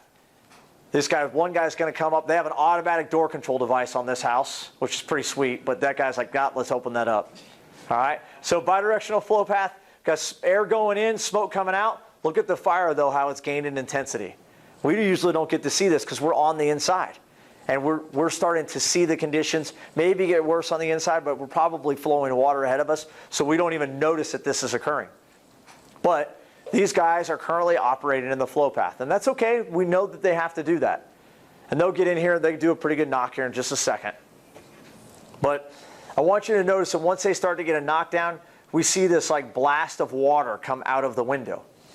And I think that's where the no water in the window thing kind of comes from. People think that that's what it's going to look like from the inside. If I put water through that window, that same thing's going to happen in that hallway, and we're going to push this big blast of water and steam down a hallway. And that's not what we see, because you'd have to be standing here with a nozzle and pointing it towards that door through that window in order to get that stream and everything into the hallway, because that's what's occurring opposite of that. They're in that fire room, and they're flowing water in the room, and it just happens to go out the window and blow out because they're flowing the nozzle everywhere. All right, so how about this one? Who's been on this fire? Yeah, why are we washing the shingles? Right? We've all been here, right? But we don't ever fix it. Why don't we fix that? Because we're like, whoa, Chief, hold on a second. There's no hole in the roof. Why are we trying to wash off the shingles? Those shingles were put there to actually keep water out, right? But we do this a bunch. This thing should be moved back down and water up and in, because the fire is burning the decking underneath here. So unless we want to turn this thing into a swimming pool, that's about the only reason why we want to do that, right? And but listen, it happened on our B shift the other day. I saw pictures. I was on my way here, coming here to Texas, and B shift had an apartment fire, and I saw pictures, and I was like, oh no, the aerial's up. They're washing shingles right now. Yep. All right, so this fire right here, let's think about searchable space and what's our extinguishment method. All right, where are we starting it from? Interior versus exterior.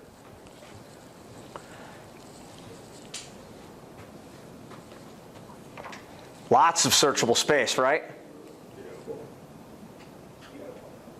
Where are we going to put our water from?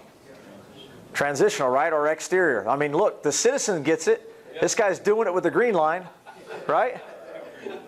So, I mean, So they got the door popped wide open, front door's open, line's not ready to go. We want to hold off on that. Let's wait on the door for a minute. So when we first started doing door control at Cobb County, as this thing plays, we had some kids that messed up. They went to the front door and closed it, and then it locked, and they didn't have forcible entry tools with them. So now you might see these alligator clips hanging off the back of our coats, and that's just because we take that alligator clip, we put it on the door, and it just disengages the lock, disables the lock, so the door can't close back. All right, so this was in a Tough Guy Facebook group, and that's where I got this video from. And there's all these comments in there, and they're like, "Way to go, brothers! Way to get in there for them!" You know, and there's just all this like crap talking about these guys did such a good job.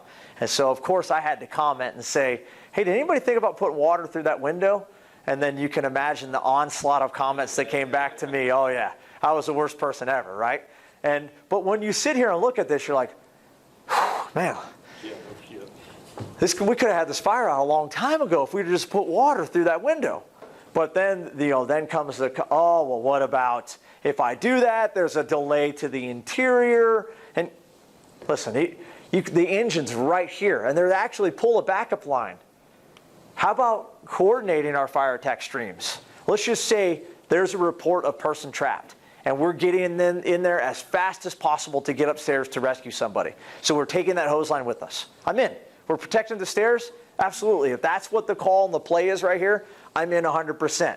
However, do you guys have any issues with the guy that pulls the backup line right here? It only takes one guy. What if he puts water in that window while we're coming from the other side? I have no issues with that. It's not going to hurt us. I might get wet, but that's the only thing that's going to help. That's the only thing that's going to hurt us. Unless, again, it's the rookie with the nozzle, with the fog nozzle that's untrained, and he pushes some bad stuff in on top of us. But if you train your people appropriately, have them do it on a straight stream, nobody's going to get hurt here. Opposing hose lines should not be scary anymore. So we do it all the time in our live fire training. We sit our recruits down, do settee burns. We bring water in through windows right over top of their heads, and we don't burn them. We don't hurt them at all. All they do is get wet. Okay, Gordon knows had a smooth bore on it. He did have a smooth bore on it. That guy had it going on, man, with his finger. Yeah, that's right. All right, so they got a knockdown on it finally. Thank goodness, because it took a long time. We could have had this fire mostly out. Now, that's the thing about transitional attack, all right? Some people will say, well, I just put the fire out from the outside. You didn't actually put the whole fire out. It will put most of the fire out, but we've got to go to the interior still. And that's where people get hung up on it, is like, oh, I'm only going to fight every fire from the outside now. No, we're not telling you to do that. What we are telling you is, let's get water into the compartment to try to cool and make everything better, and then let's move to the interior as quickly as possible to get in there to finish it off. That's what this is about. It's about being professional, but it's not cool, right? So one of the captains yesterday we started talking about, he was talking about kind of racing with hose lines, and and what if my crew, we got there and there's a window on a second story with fire blowing out the window, and I choose to go around to the Charlie side. And I'm like, hey, that's your decision. I might want to go to the front door first, depending on the life safety issues that we could have. And he said, yeah, but the fire's up there. I'm going to reach it from the Charlie side first. And I'm like, absolutely, but what's your crew going to say? They're not going to be real happy with the captain who wants to pull the line to the rear to put water through a window. And then he goes, but we actually might put out most of the fire, because the secondary line that's going to go up in there, they're not going to get any gravy at all. And I'm like, you're absolutely right. Those guys are probably going to see fire and put water on flames. So it's just he had a completely different opposite way to think about it. It was interesting. All right, so this is Portland, Oregon. This is people trapped opposite of the hose stream. So these guys are 100% doing it right, because they have people trapped over here behind this fire. And they're doing a vendor search and removing a family out of the top of this apartment, okay? Now, where this part comes in critical, these rescues would not have happened without these guys on this hose line. So the true heroes, while these other guys are over here, while the truck and the squad or the rescue's over here getting all the glory, the true heroes are right here on the hose line, actually. Because they're the ones that if they weren't there and they didn't stay there on task and actually extinguish the fire, that rescue's not happening. And that's what's key, is when we get into these situations like this, you've got to stay on task. People have got to get water on the fire and knock down the fire as quickly as possible. Because bad things will happen if you don't put water on the fire.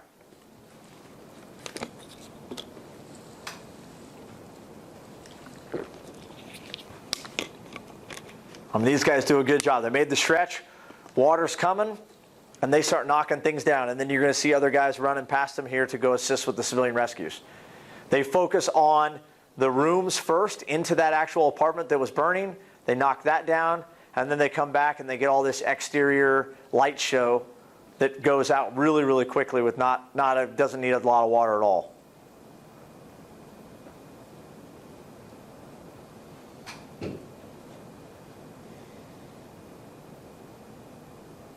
Very good job getting fast water on tank water and knocking this thing down while civilian rescues are happening. All right, so how about this one? Coordinating your fire attack streams. This is in Fort Collins, Colorado. This is dorms at Colorado State University. And so on this, this was one of my buddies from Fort Collins sent this video to me and said, hey, just don't put it on Facebook, but you can use it in your class. And so it's a great video because the first due engine gets called out there for an alarm. They show up and they go, uh-oh, we got a working fire. We got fire showing from the 3rd floor.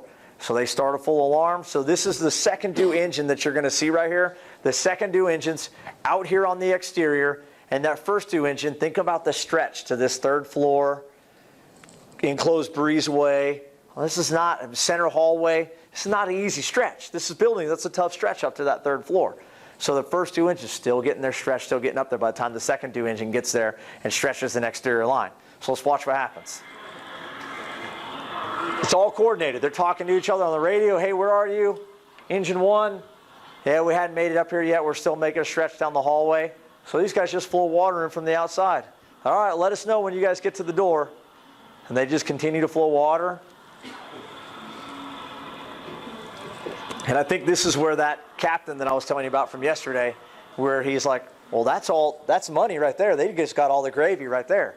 Those other guys that were trying to make the stretch on the interior, sure, they're on the inside, but we actually put the fire out. So who's the hero now? And so this comes into that timing thing, right? As some people will go, well, how long do I put water in the window? 5 seconds, 10 seconds, 45 seconds like these guys? It depends. Are we doing it to transition, or are we doing something that's coordinated like this? If we're doing it to transition, I say you just put water in there enough to knock it down, and then you go to the inside.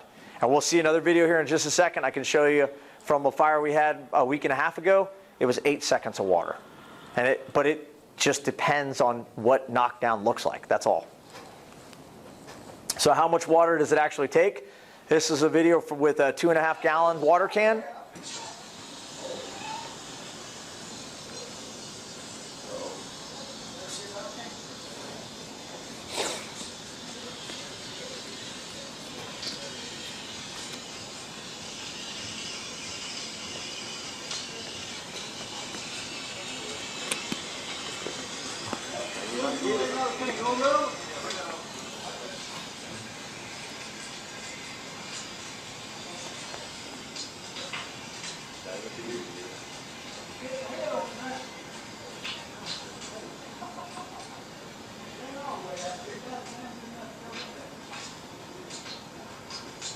Pretty impressive.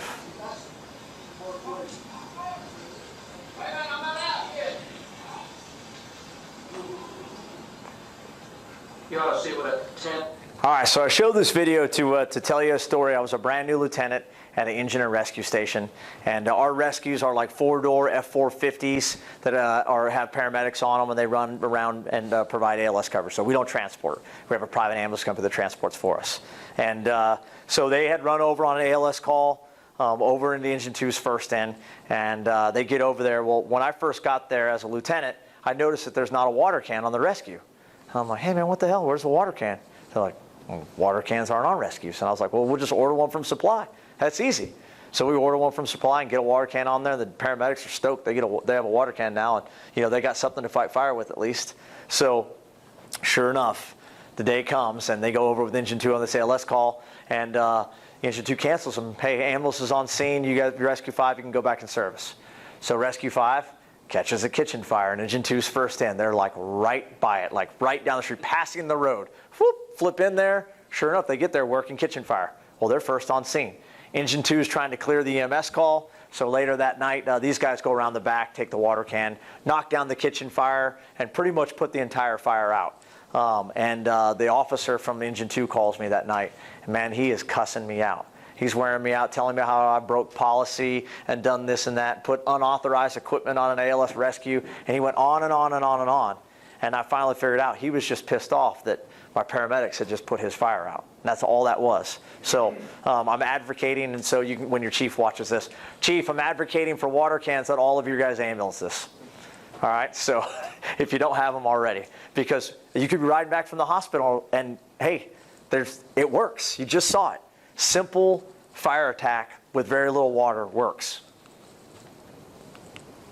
All right, so what do you think on this one? Where's our searchable space? There's a lot of fire here, right? Big light show. So this is actually a closed door bedroom.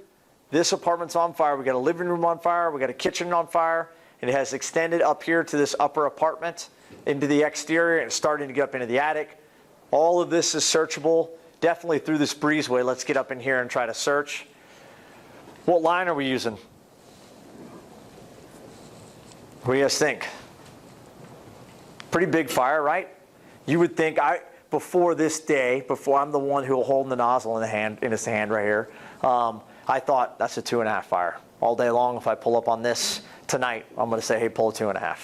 And then on this, I was like, kind of changes my mind a little bit because you can put a heck of a lot of fire out with 160 GPM 7/8 smoothbore nozzle that you'll see right here.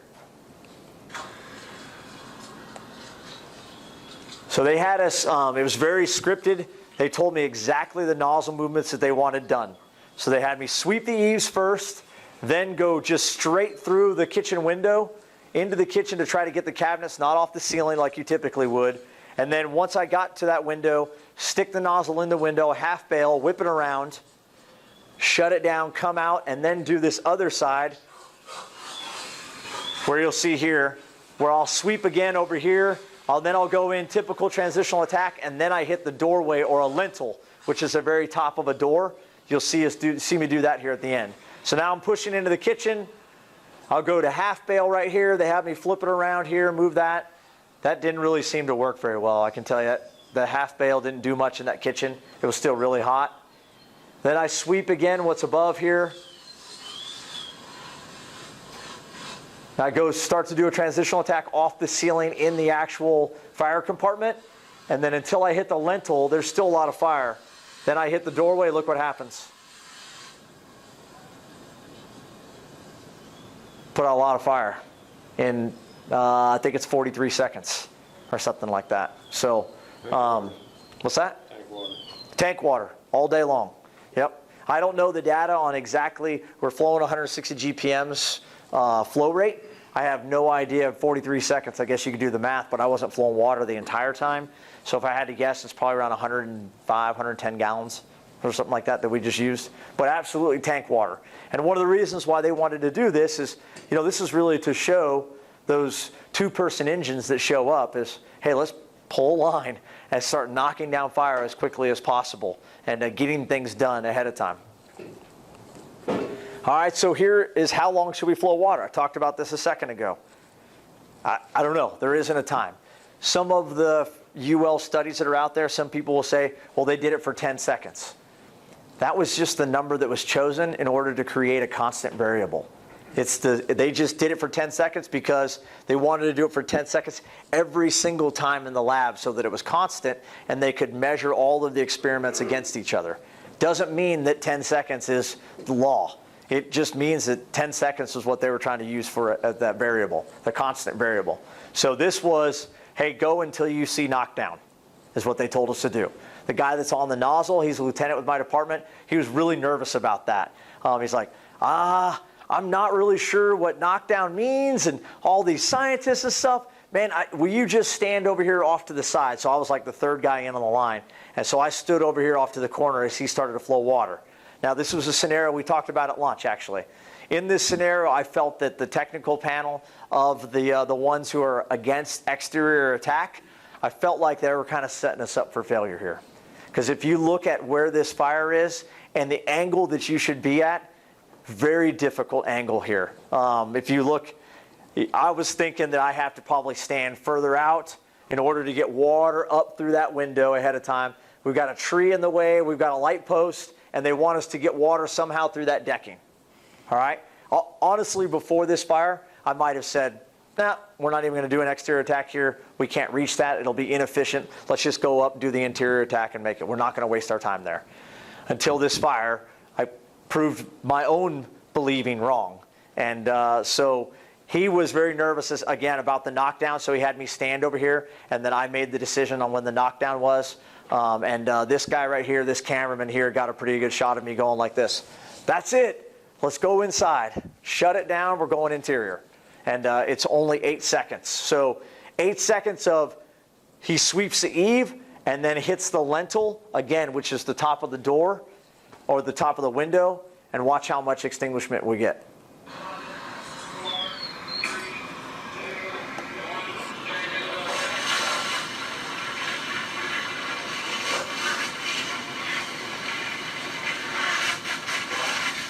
Down through the rail, hitting the lintel, you can kind of hear it there. And now we're inside. We got in there and there was nothing left. There was a couch off to the floor was kind of burning a little bit, had a small little fire coming from it, but the fire was pretty much done and over with. So, seems to be fairly effective. All right, so why do we need to pay attention to exterior fires? We talked about it earlier, the pink foam back on the fire dynamics piece. So you guys are familiar with Grenfell in London, that large building fire that killed a bunch of people? So this is just a car fire. This video is from Russia. So imagine you pull up right now, you got a car fire. No big deal. Hey, we're going to pull a bumper line. We're going to put this thing out, right? And so your initial size up is like no big thing. Then suddenly, now you arrive, and this occurs. You start to completely change your mind, right? Now we're like, holy crap, get everybody out of the building. What are we going to do? And in the London Fire Brigade with the Grenfell building, they don't have deck guns. They're now outfitting their engines with deck guns because of that Grenfell fire. But this is a massive light show on the exterior that's running up the exterior foam siding, and turns into a big problem very quickly, right? So the goal is we want to try to put water on the base of the fire as quickly as possible and then try to get everybody out. But man, that's a decision that, hey, I don't know. I mean, that's a complicated one, right? I have a 12-story building that has a ton of people inside of it. It's a residential structure. Do I go and start focusing on evacuating people? It's going to take a really long time to do that. Or do I start trying to focus on fire attack? So this one right here is an exterior attack. And this was a ground floor apartment, or it's below grade. We would call this a 2-3 split in Cobb County, meaning it's 2 on the front, 3 in the back. This is the same garden apartments we were showing you earlier. This is a below grade fire. We were trying to simulate fire dynamics from the Mark Falkenhand line of duty death. This was the last day that we burned. It really had nothing to do with the coordinated attack. It was just, hey, we got these buildings. Let's see if we can recreate the fire dynamics from the Falkenhand line of duty death. It was the fire just before this one. This was 1 in the afternoon. That was the hottest fire I've ever been on in my entire life. And we tried to make a push in and go down the interior stairs in that breezeway, and we absolutely could not do it. Had an open vent slider just like you see here, we had open breezeway doors above us with upper floors opened up. So we essentially had a roof vent, and we were going right in the front door to try to push down the middle of it. Flowing water the entire time, couldn't do it. That's how hot it was. And on the Mark Falkenhand line of duty death, neither could that initial fire attack. They backed out and went defensive. And then a secondary hose line started to put water out from the exterior like you'll see here, except they ended up, civilian rescue started occurring, and that guy abandoned his hose line and went in and started getting some of the rescues. And when that happened, the fire rebuilt, the breezeway flashed over, Falcon Hand was up here on the 3rd floor. He had fire come up the exterior, just like you see here, and then also fire come up the breezeway with an open apartment door, and he was trapped in that living room and ultimately died in that living room of that apartment. So one of the reasons for trying to do this was what Dan and Matt Drakowski wanted to see was, is it possible to have fire on a deck and the radiant heat from the exterior fire make it through the glass and ignite the curtains on the interior? That's one of the theories from the Falcon Hand line of duty death. We proved that theory correct. I saw some cool video footage after this fire was over, and absolutely the curtains lit off with the glass still intact. It's pretty cool to see. You're like, whoa, that's pretty crazy. So it can happen. 5, 4, 3, 2, 1.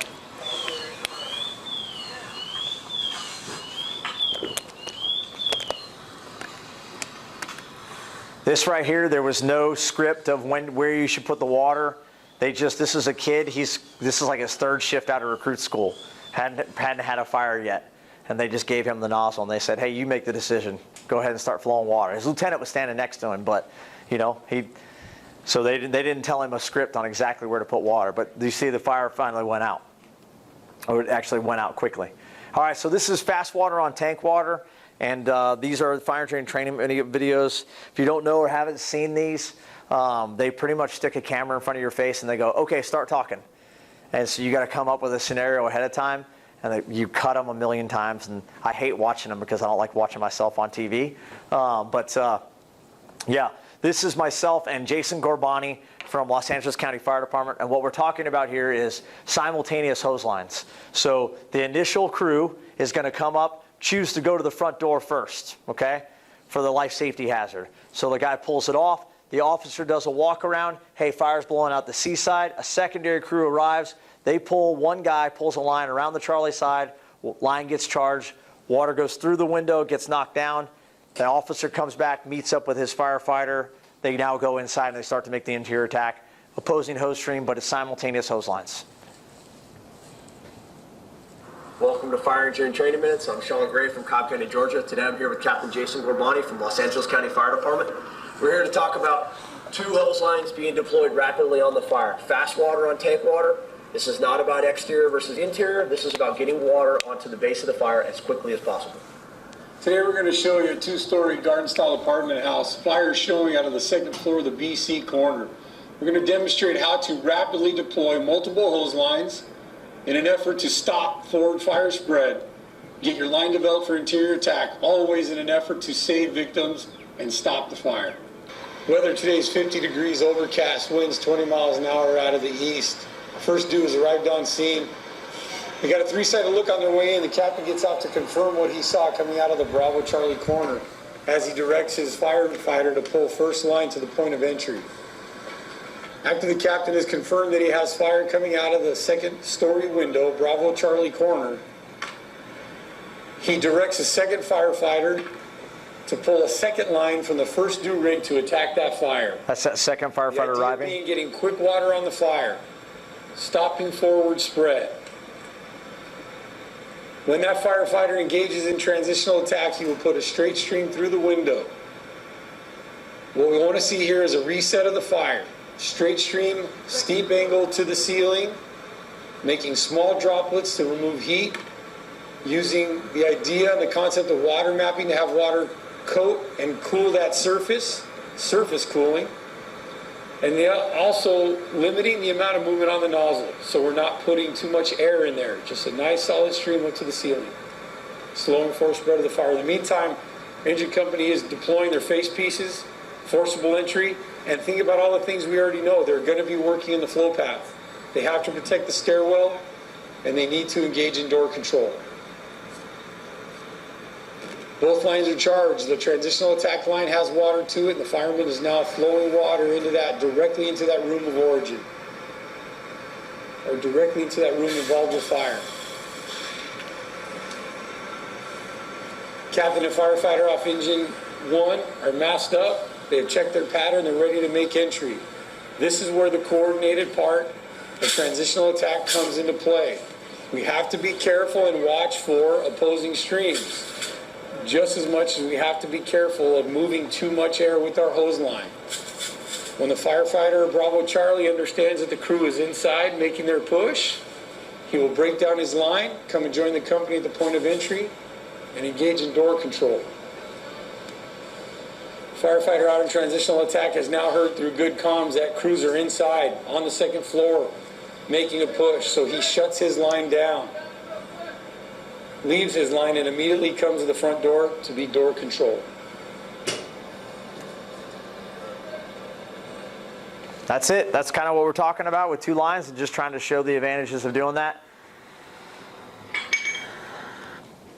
All right, so let's talk basement and attic fires. I think I'm on time. We're close.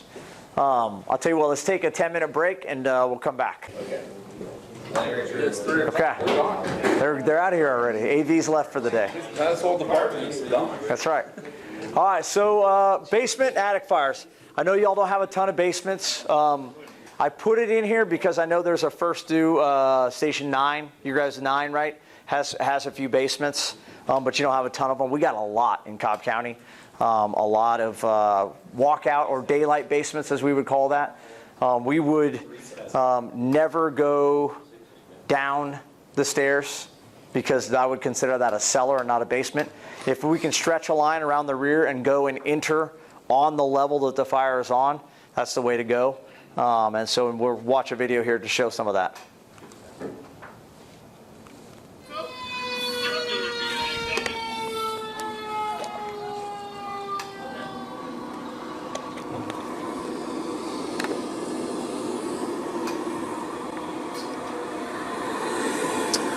I remember some of the smoke indications in the neutral plane stuff that we talked about earlier. We got smoke all the way up the floor here, floor to ceiling. That's a bad sign. You got either fire below you or you got a wind behind you. And you can see it coming out of the stair right there. That's a clue.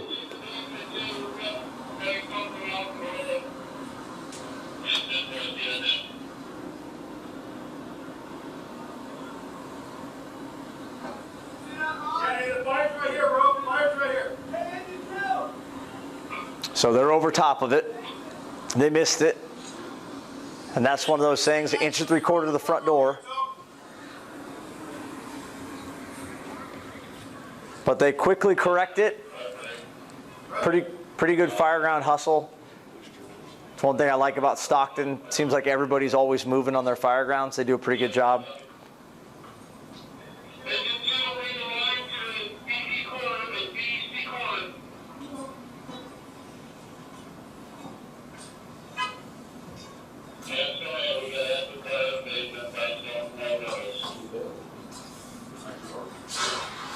Yeah, it sucked it closed.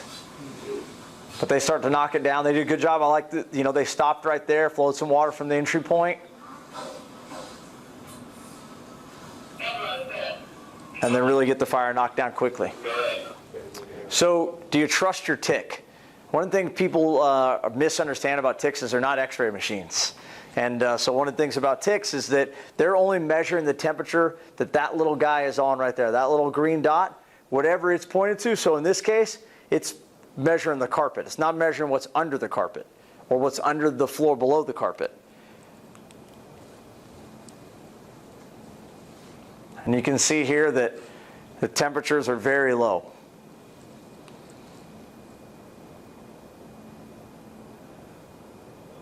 And now we got fire actually coming up through the floor below us. Okay, so with that, UL did a basement fire study in coordination with ISFSI, and they found that it was showing 73 degrees on the surface of the carpet, 75 at the top of the padding, even 86 at the top of the subfloor. However, below them was 1,300 degrees and a lightweight floor truss system. So bad day if you're going over top of that, and if you miss that, thermal imaging camera is not going to help you. So you got to catch that on your size up and on your 360. And that's the key here, is that make sure that you don't go over top of something, especially in some of those big houses. And the way I understand it, at 9's first in, those are some really, really large houses, 5,000 plus square feet. You go over top of a basement, you're looking at probably 1,000 square foot basement at least with lightweight trusses. That would be an ugly day to go over top of that. All right, so what's burning in an attic fire?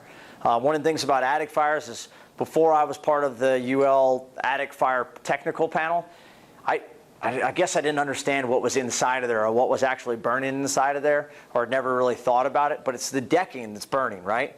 And it's going to travel from high pressure to low pressure. So in this situation, I'm an engine lieutenant. This is my helmet camera, and I have my firefighter up on the attic stairs, and he's flowing water kind of near the middle or the peak of this particular structure. Well, it had already burned through the attic and it had already vented. And his hose line was basically just flowing like right through the top. Like we got outside and the chief's like, oh yeah, I saw his hose stream just keep shooting out the top of the roof line. Well, that was the problem, was we weren't getting any extinguishment. So you'll see that here at the beginning. So a truck crew actually went back into a bedroom just off of the back of us here. And you can see he's not really doing anything up here.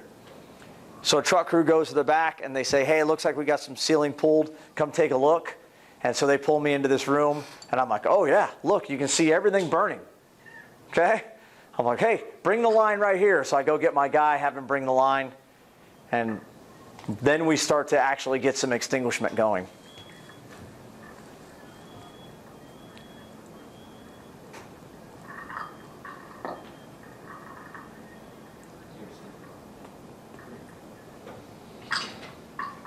So once we get back in this bedroom, start getting a knockdown here. I'll look back up here in just a second.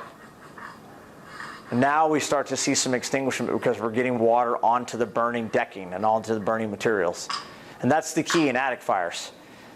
This was like a 4-story townhome, so it's pretty hard to get water in from the eaves. The eaves is really a very good way to get water up in there. If fire can get through there from an exterior point, so can water. And but on this one, it was 4 stories tall, so we really couldn't reach it with an exterior stream. But ideally, you want to try to get water in from the eaves if you can. And we ended up getting it out, but it was stubborn at first. All right, so let's look at, we take that light again. This is a good one to see without the lights on. All right, so remember high pressure to low pressure again. You got a civilian that just escaped you. Is running around on the inside. So they have an invalid that's in a bed. I think the guy was going to get his dad. He was in a back bedroom, and they're removing him right now. But you got a little fire in the attic.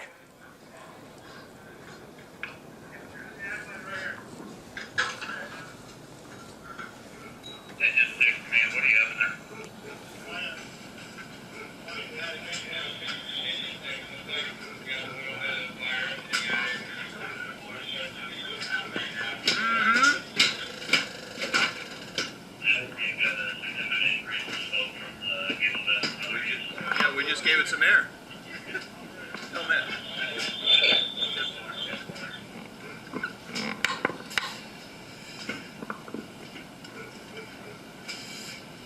All right, so they've created this low pressure opening. And where's it going to travel to? It's coming towards you.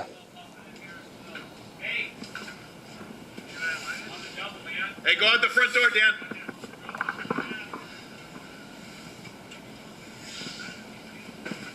Hey, you got to beat it now. Go with him, all right? All right, watch when he turns back around here.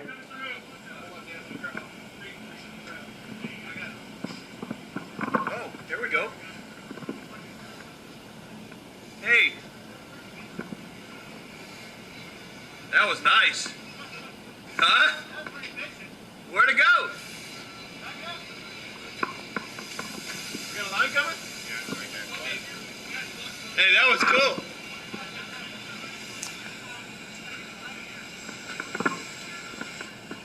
All right, so if you hear the saws or heard the saws there at the end of the video, this is just a game of pressures.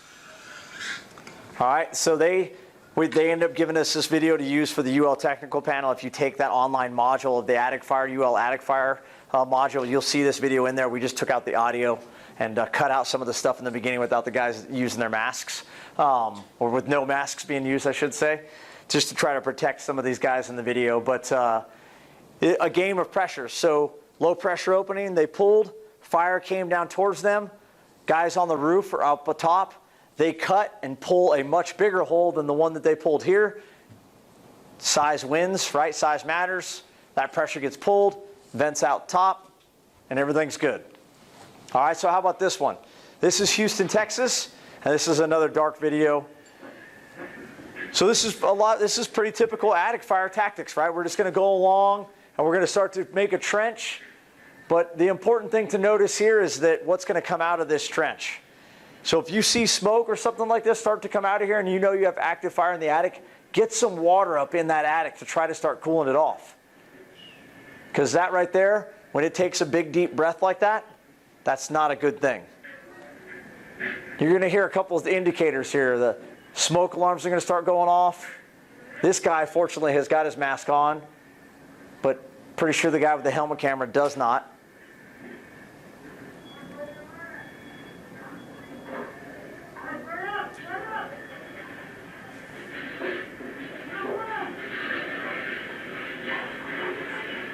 So they kind of got caught off guard there just because they pulled that low pressure opening and it came and flashed down on them. All right, you can turn the light back on, Cap. All right, so this is Raleigh, North Carolina. All right, so and what's important to look at this is a pretty large apartment complex. It's actually a sprinkler apartment complex, but we had a fire on the deck. And sprinklers aren't going to help us with a fire on the deck. So this large fire burned on the deck. It's now gotten into the attic space. And look how large this attic space is. So think of a fire that size, how much pressure that fire is going to build up in that attic space, right? So if you're an incident commander or a battalion chief, we had some in here earlier today, and I asked one of the chiefs, I said, Chief, what's going to be your tactic on this one? If this has gotten out of control from you, where are you going to send your next crews? And he's like, oh, down to this next breezeway. We're going to get up in there on the 3rd floor. We're going to get some lines in place. We're going to start hooking some ceiling, and we're just going to cut it off, and we're going to call this a loss. We're going to this is a loss. Okay, great. Let me ask you this. If you're an incident commander, would you send anybody on the roof and cut a hole right over here? No, you would never do that, right? Because if I cut a hole over there, I'm pulling the fire across.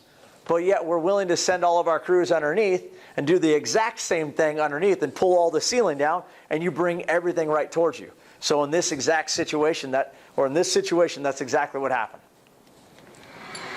I want you to watch the edge of the roof line here and what's going to happen. Ideally, one of these engines should have pulled up right here, pushed this car out of the way, pushed this police car out of the way, and flow a deck gun on here and try to get some of this under control, knock down some of this fire. Watch this ridge line.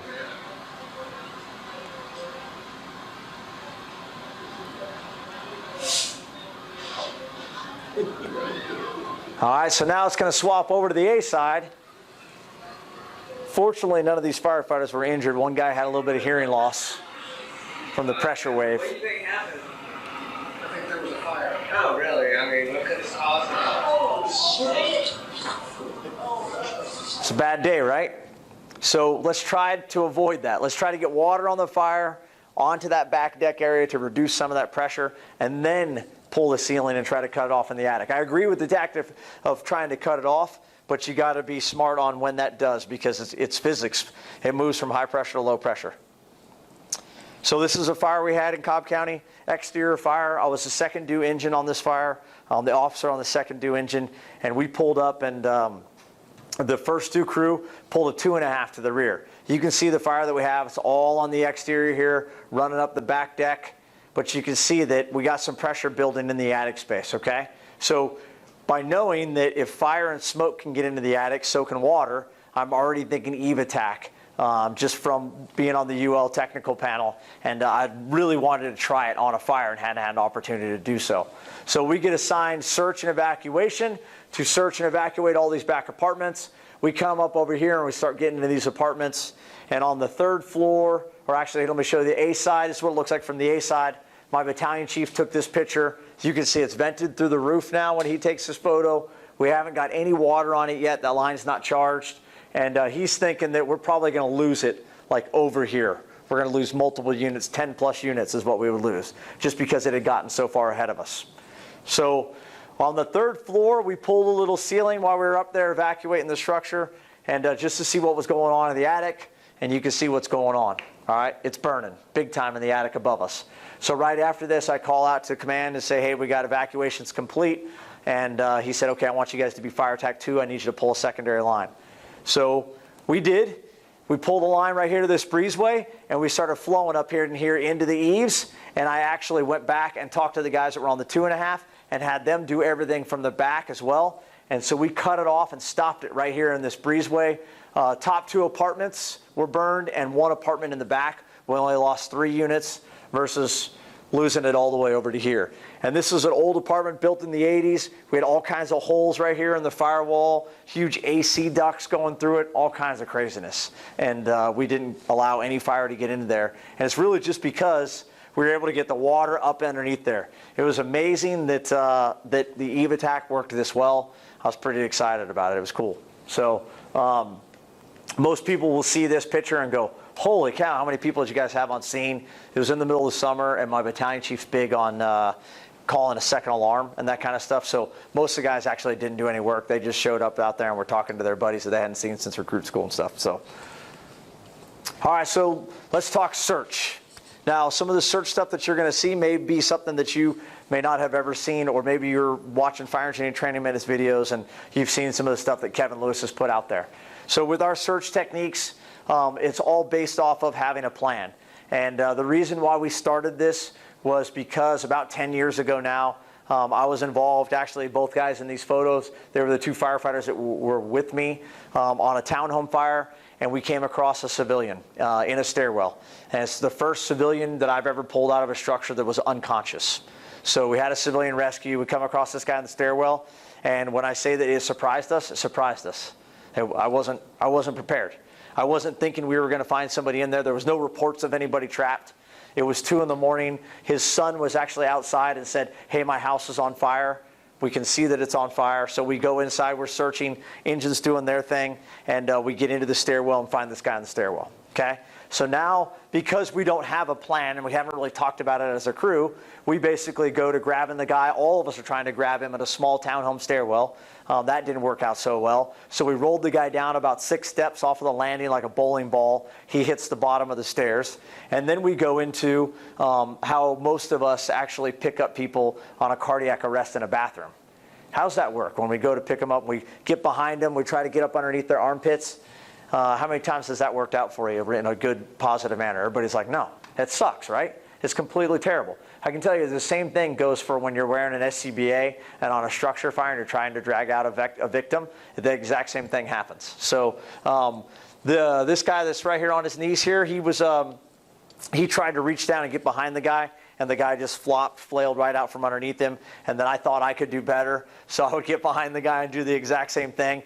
I flailed, or he flailed out of my arms as well, and we ended up grabbing him by the wrists and just drug him out the front door. Once we got him out the front door, everything was good. The guy spent like a day or 2 in the hospital with smoke inhalation, and it was a good outcome. But we went back and we said, hey, that was terrible. We weren't prepared. I'd been carrying that piece of webbing in my pocket for 18 years now at the time, and had never used it. And then when the civilian rescue happens, I didn't even think about trying to pull that out, right? I practiced that butterfly knot and all that crap that you do in the bay, all the fancy stuff. Is this how you can drag a victim? Yep, that completely went out the window when you actually had a civilian rescue. So we came up with the system because we decided that Cobb County in general, we didn't really have a very good search culture. It wasn't really high priority on our list. There was a lot of other things, command check sheets and all this other stuff, but we didn't have a search culture where people were really, the #1 priority was the victims. We weren't thinking like that. So we decided to try to change that, contacted Kevin Lewis, and he said, hey, let's come up with some ways to do this and try to have an organized piece. So I tried to apply some of my fire dynamics knowledge about closing doors and isolating flow paths, and through working together, that's where some of this system came up with. So numbering the walls. Let's say that back door there where we are, that's where we're going to enter. And that's similar to this room here where he is. That will be wall #1. The back wall to your back is wall #1, whatever wall you enter on. Wall 2 is the one to the left. Wall 3 is the one ahead of us. Wall 4 is over here. Why do we number the walls? Because it gives us an orientation that we can quickly search the room with. So this guy comes in, he scans the room with a camera, he's got the door closed, so we're keeping smoke and heat and everything away from us, and also any possible victims that are inside. Scans the room and says, oh, I got a bed over in the 2-3 corner. That firefighter doesn't do the Congo line dance, right? Because you know how we normally search, right? We do a left-hand search. And even on interior walls, we're still like feeling for windows, right? And then we kick our leg out, we start dancing going down the line. So we got rid of some of that and said, hey, we can do this more efficiently and faster. So by him searching or looking with his camera and saying, I can't see the 2-3 corner, that guy just goes directly to the 2-3 corner. And the guy in the camera, the oriented person, watches him the whole way. Gets over there, searches the bed, searches on the other side of the bed, back out, and we're done, and we're finishing that room in like 15 seconds, rather than doing your right-hand, left-hand search stuff. Walking the walls, that came from going away from the Congo line like I just showed. We get our feet on the walls and get our hands out into the middle, and then the most important piece is closing the door. Here you can see a diagram showing of what the oriented search looks like and the numbering of the walls. Our entire department has been taught this now. We took all of our 700 firefighters through it, and as part of a yearly drill, and we've gone over it multiple times. So I think for the most part, everybody has it down now, and we use it even on vent enter search. So let's say the window is here to my back, and I come in to do a vent enter search. When that officer comes up and he's on the tip of the ladder with the thermal imaging camera, he's also using the room number orientation system. So the guy that's searching the room, when he goes in, if he can't find the door, he can say, doors in the 3-4 corner, doors in the 3-4 corner. He can guide him to the actual door to get in there to close it. And now we're making things even better and safer for us on vent enter search. So it changes off of where you enter the room, the wall numbers change. All right, so here's an example. This is Kevin Lewis talking in a quick video on exactly what the search technique looks like.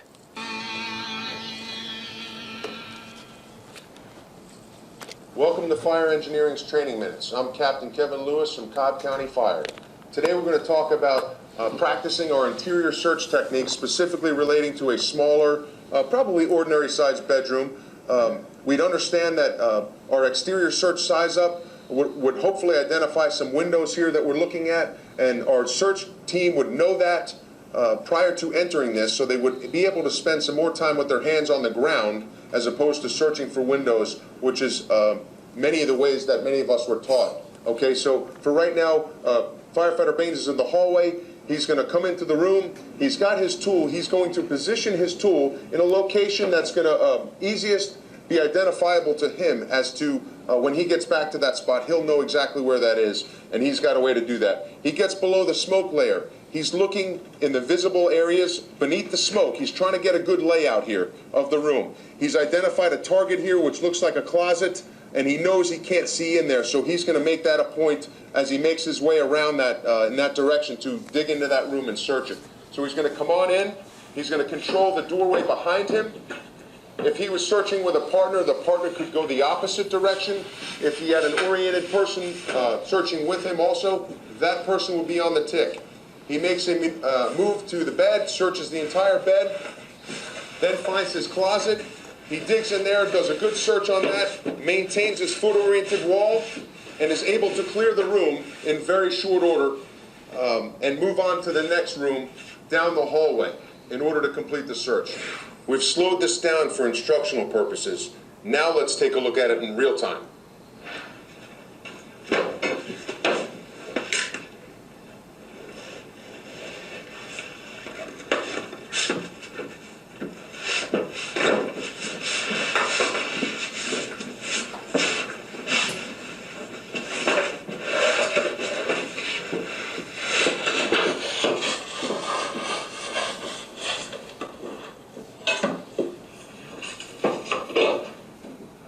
The foot-oriented wall technique is a great way to maintain orientation, keep your hands in the zone where you're going to find the victim, and it's going to enable you to enter the space and get out of the space, get your victims to fresh air much quicker.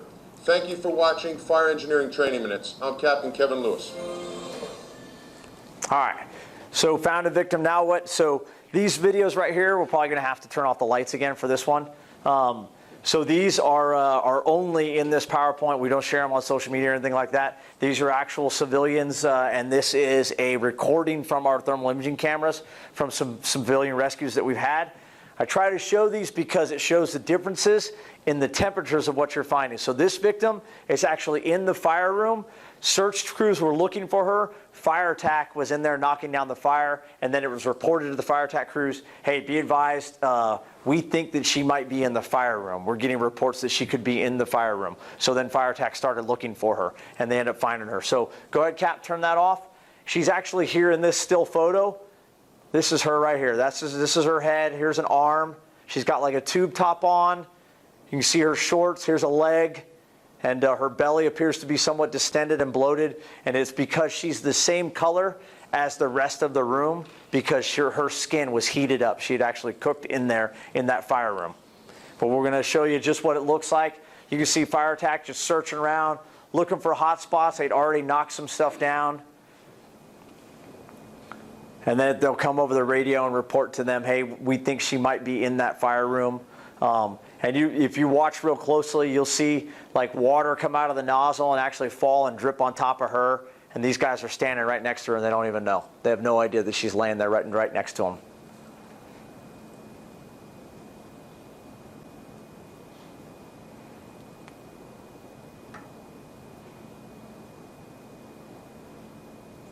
So again, he's just looking around trying to find hot spots.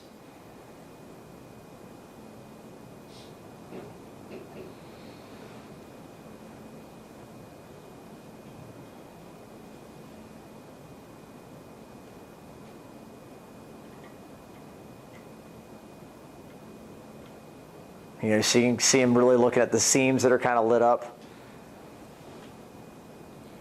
And then right here you'll see some water. There she is there. And they're right next to her.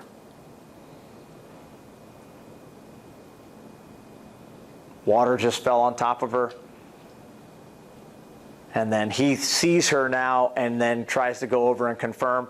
Gets up real close with the camera to make sure that it is somebody. And once he touches her, he realizes that it's a person.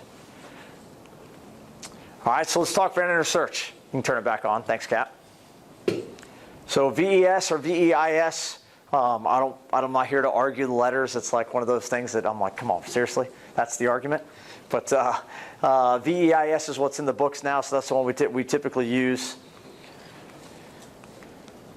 Well, sorry, guess that doesn't want to change. All right, so the reason why we are big advocates for VES is because we have a fire safety village, and 2nd and 5th graders come through on field trips, literally. All buses, all Cobb County school children in the 2nd and 5th grade come through our fire safety village. And we have a whole group of fire education people that are down there, and they teach close your door. Close before you doze. It is pounded into our citizens' heads. We have hit the close your door stuff from every angle that you can think of. It's in our dispatch protocols. Our call takers, when somebody calls in and says they have a structure inside their house, they give them instructions on how to get out of the house. And if they can't get out of the house, they tell them to go behind doors and close their doors. And if they can get out of the house, they ask them to close the front door behind them.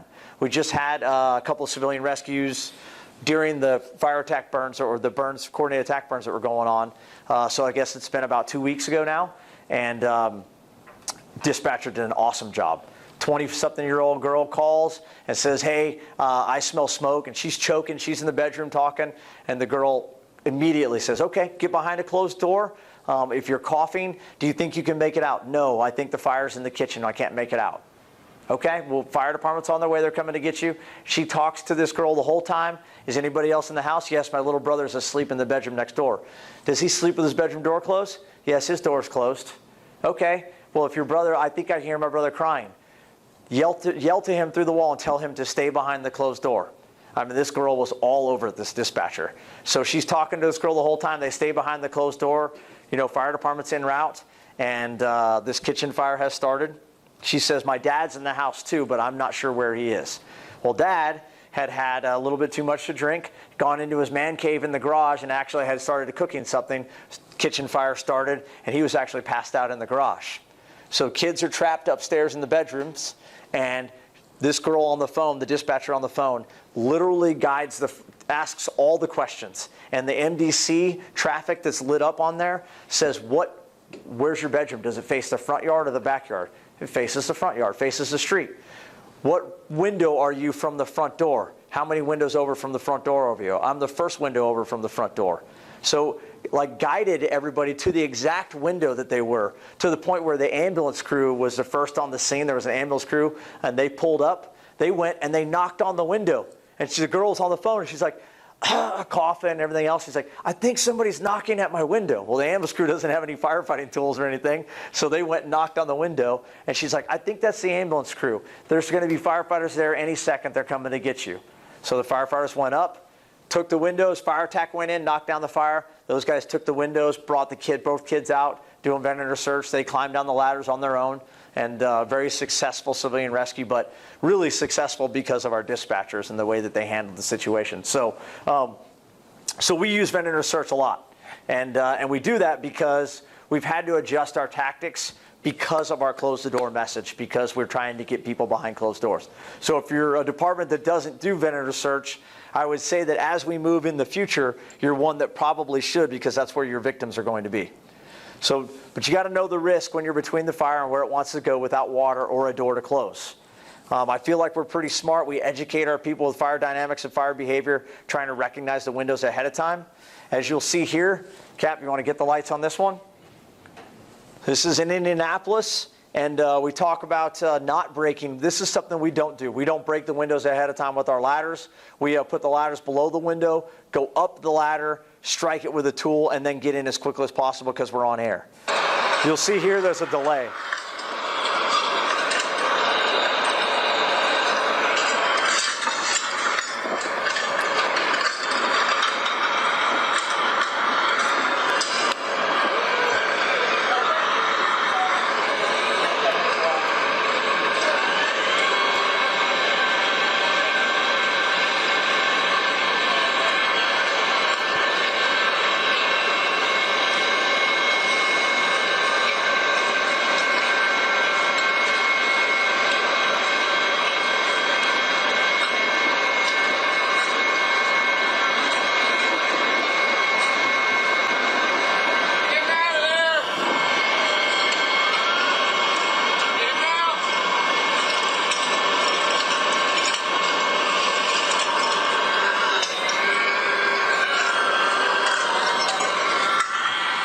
All right, so as you can see there, he went in. In his defense, he said, hey, I knew that the door was burned through.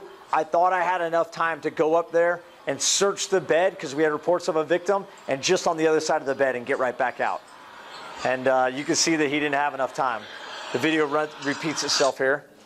So we had a near miss in Cobb County in 2003. I had actually just laterally transferred over from Clayton County Fire Department, and the two people that were on this fire, the two firefighters, came through recruit school with me. So we're brand new, we're rookies technically with Cobb County, but all have experience elsewhere from other departments. And they're with an officer that was not assigned to their crew. This was the heavy rescue officer. They had reports of somebody trapped. We have ladder racks on our engines that come down, and they have the first ladder that comes off is a 14-foot roof ladder. And so they grabbed the 14-foot roof ladder. That officer said, hey, let's go, you two, grab that ladder and come with me. We're going for a rescue. So his crew was already actively engaged in firefighting. And so they go up to the second floor window with that 14-foot roof ladder. It's too short. They go in anyways. He tells one of the firefighters to stay at the window. I need you to stay here at the window. So him and the other firefighter climb inside, and you're going to start to hear the radio traffic. There's a couple of things that are key. I know the radio traffic goes fast, and I've heard it a million times, so of course I know exactly what's happening. The incident commander misses the initial mayday. Okay? The safety officer says, we have fire on all 3 floors. So the incident commander says, okay, let's go ahead and evacuate the structure and let's reset. He's just basically like, let's just start over. Things are really bad. But the problem was he didn't recognize that those people were still doing Venator search. So he was pulling all the fire attack crews out who had a line in place that were protecting those guys that were searching, but forgot about them when we went to evacuate the structure, okay? And then you'll hear the mayday occur, and you'll hear the officer start to get very, very excited. So as they were in there searching, conditions were not great, but the door was closed already. They weren't able to recognize it from the outside. They'd never been taught anything about smoke conditions or recognizing when you take a window to go in there. That firefighter actually opened up the door to the bedroom, to the hallway. Fire came in on top of them. It actually folded him over backwards. He got burns on his wrists and around his face. And the officer scrambled to get the door closed back. Once the door closed back, that's when the actual mayday occurred, and things got really bad because they got disoriented and lost. He started looking for the firefighter at the window. She wasn't at the window anymore. She came in behind him and disobeyed the initial order. She wanted to be inside and thought that she should go in and search with the crew. So now we don't have a firefighter at the window. Now we have a situation where we want to get out, and now we're lost in this big master bedroom. Command to Company 4. Company 4, go ahead. 10-4, you fire attack supervisors. They got fire on all 3 levels. Need to evacuate the structure. Command to safety, let's get everybody out of there. Let's go ahead. Command fire attack, exit the building.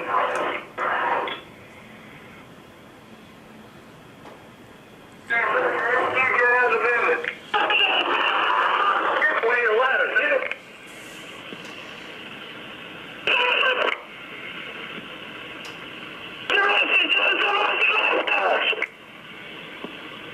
Command to safety, will you get search and rescue out of the building?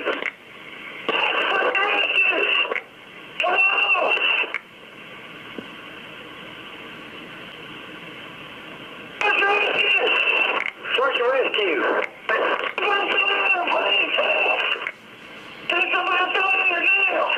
He's saying, get somebody at that ladder now. I'm trying to find the window. He can't find the window to get back out.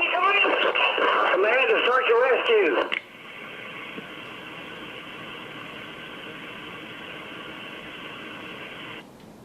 All right, so that's the first part of it. You can tell he's pretty upset. This guy's a battalion chief now, and he was on our heavy rescue for years. Very experienced officer. Command to safety. Command to search and rescue. Again, get somebody at the ladder. That second story and get search and rescue out.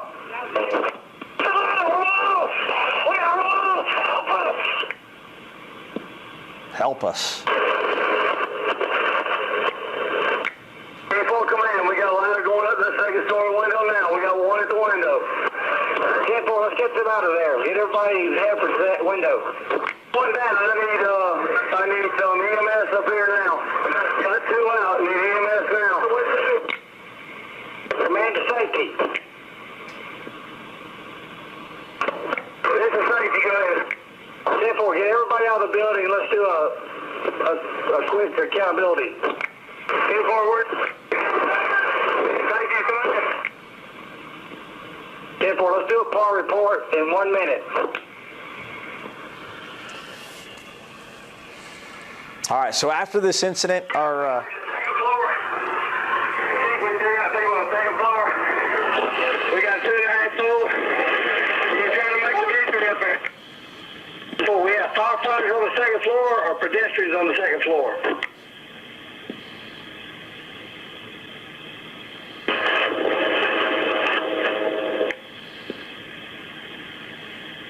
Safety.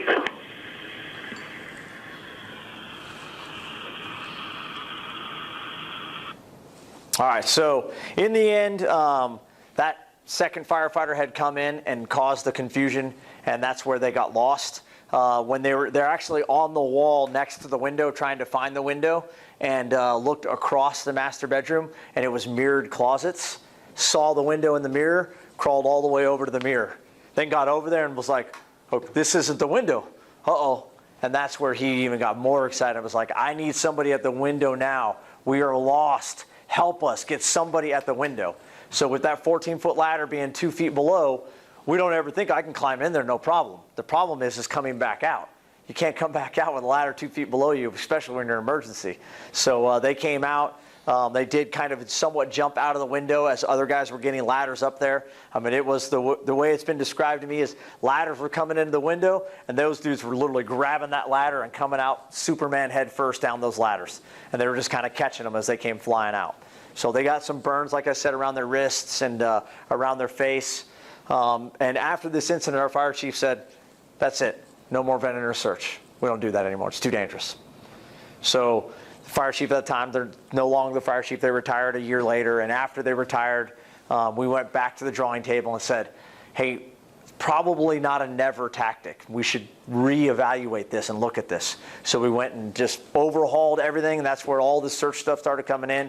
And I feel like we've become a much better department at search now. Everything's a lot more controlled. Guys are identifying windows with exterior search size ups. Our trucks are sizing up for search, constantly looking at windows and saying, that's a closed bedroom door, just on the interior, just by looking at smoke, and looking with their thermal view camera to try to identify heat sources. So I feel like we're a lot better, and I can't say that it will never happen again. However, I think that we're better now than we were a long time ago. So this is Baltimore County, Maryland, and this is a line of duty death I talked about earlier with firefighter Mark Falkenhand. He went in this third floor window right here, and I talked about his fire and how hot it was in that breezeway. It was knocked down, but it got knocked down, and then the guy abandoned the line when the civilian rescue started happening. So he was trapped up there on the third floor, gets trapped in the living room with fire from the outside and also fire from the breezeway. You can see here, this is what the living room was and the conditions were inside where he was. The door is open to the outside, to the breezeway. Here's the door that's open. There's the closed door. This is the apartment next door. Look at the conditions with the closed bedroom door. Pretty huge difference as far as conditions go just with the closed door. So if the door would have closed in Falkenhand's case, which there was an automatic door closure device on that front door, except they had just installed brand new carpet and the carpet was too high and it held the door open. So, and then the fire occurred and Falkenhand unfortunately perished in that living room there doing vent search. So recognizing interior conditions when you have open or closed door. Picture on the right, closed door. Picture on the left, open door. It should be fairly obvious when you take that window. And again, we put a ladder up underneath there and then take the glass and immediately enter on air. Here's a training video from Governor's Island, and you're going to get to see pretty good footage here of what it looks like with closed door and then with open door. These guys are going to take this window right here. What do you guys think? Close or open? I mean, I know it said it at the bottom of the screen. It's closed. It's obvious, right? It's obvious. So they're going to move over here in front of this next one.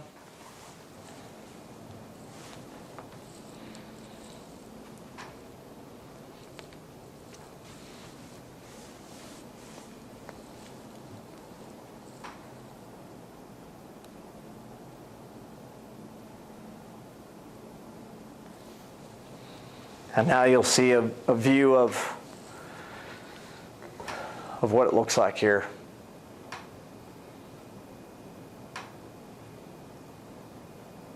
A lot of smoke pushing out, very, very obvious, right? Open interior door. So this is another reason why we use that room numbering, wall numbering system, because the officer just comes up and evaluates and says, hey, this is where your room number or your opening is, your door opening is. It's in the 2-3 corner or wherever it might be.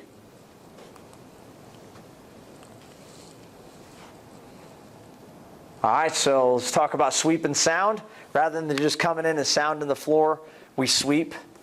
We have all been taught to sound the floor. Your victim may not agree with this tactic, and now your rescue may have just become a recovery. Armed with the knowledge that victims are often found under windows, we should sweep and then sound the floor.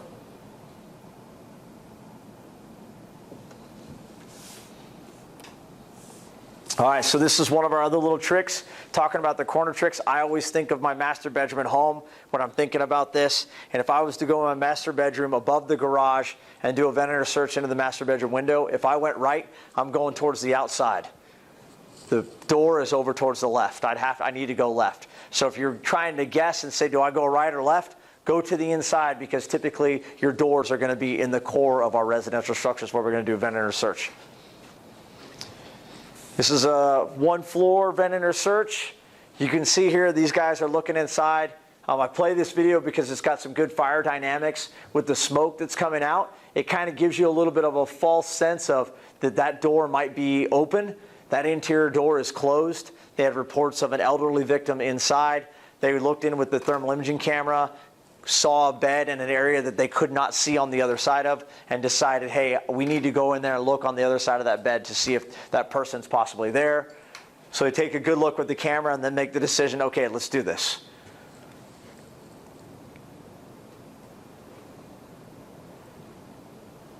Pretty interesting here. This thing collapsed over top of the window. Watch what happens.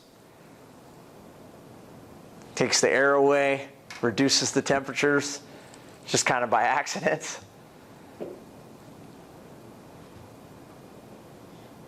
But he gets in there, searches, comes right back out. All right, so again, do you want to take the light for this one, Cap? This is another civilian rescue in Cobb County. And this is the officer at the tip of the ladder with the thermal imaging camera. And you're going to see the side of the firefighter here in just a second. He's got the camera right next to him. Here's the firefighter entering. The bed is right there to his right. He does a sweep of the bed, but there's a lot of debris on the bed. And you can see he's kind of hung up.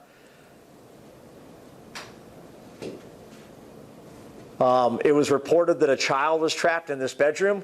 And so he got to a laundry basket that had a lot of like a big comforter in it and that kind of thing. And he actually thought that was a child initially. So he handed the basket over to his officer at the window. And he was like, this is a laundry basket. This isn't the person.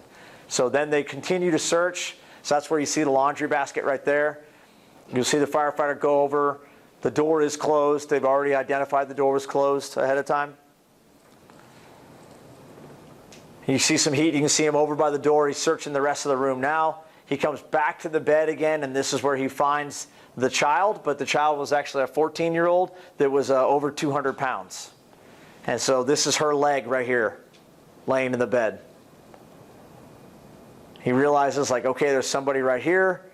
And then he starts to grab her and then goes for the rescue from here. The officer, the camera kind of goes crazy because the officer gets in there to assist him, and then another crew comes up with a ladder, puts a ladder right next to him to bring him out. We use this video to teach our recruits that it's very important to try to take and put the person out head first out the window to try to get them down so that the people on the ladder can control them.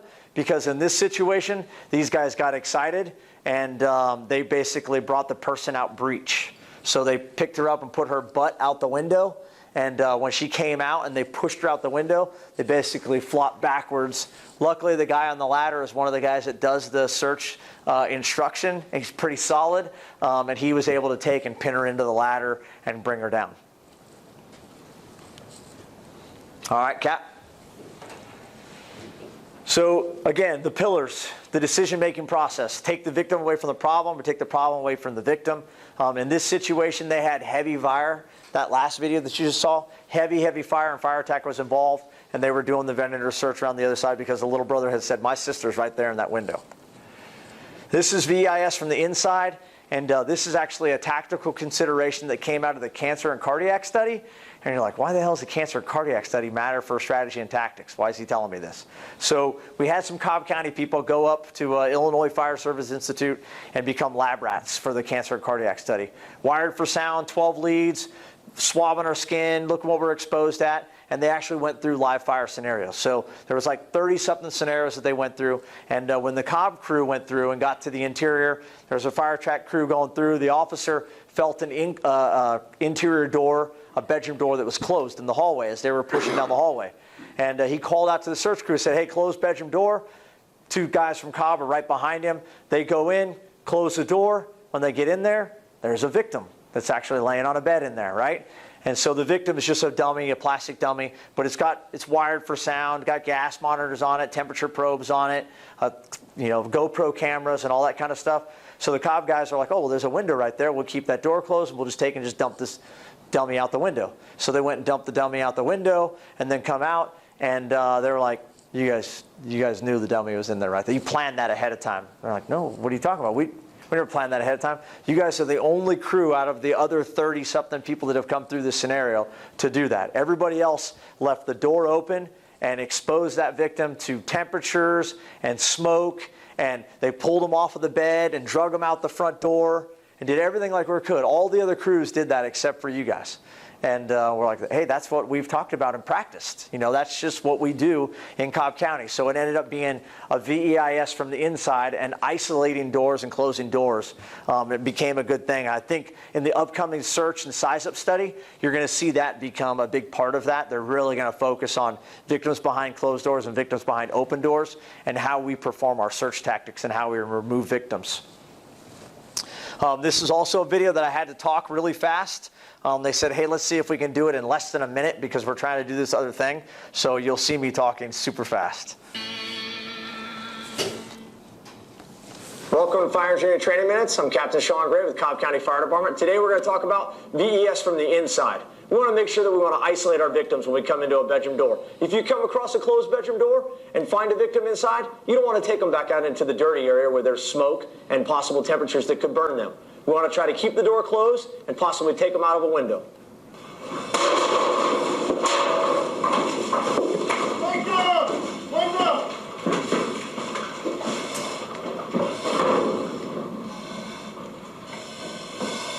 Today we got to see the decision-making process for victim removal. Rather than taking the victim back out into the dirty area, they took the victim out into the clean area. I'm Sean Gray, and this is Fire Engineering Training Minutes. All right. So this is an actual Venator search helmet cam. We'll look at the still photo here for just a second, and then we'll turn off the lights. But we got 2 ladders up here on the A side. This is 2 days after Christmas. Pretty emotional fire for some guys in my department. The lady who ended up ultimately dying that these guys are going to rescue went to high school with some guys in my department. She was, from the community and that kind of stuff. So I cut it off before you see her actual body. Their son, 10-year-old son, they were able to rescue him and get him out. He lived for a couple of days but ended up dying in the hospital. And the father was out in the front yard. So large fire in the living room, and you're going to see the active rescue. All Dad said was, my son's up there in those bedrooms. So they had 2 different Venator search crews going up here. They grabbed the kid. I think it was out of this window that they got him. And then they start searching for the mother on the 2nd floor. But let's see what that looks like here. These guys are going around the Charlie side.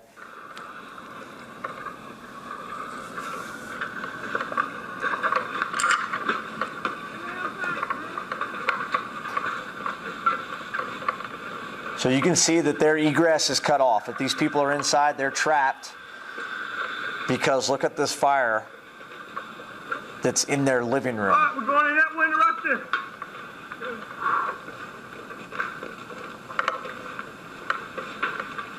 All right.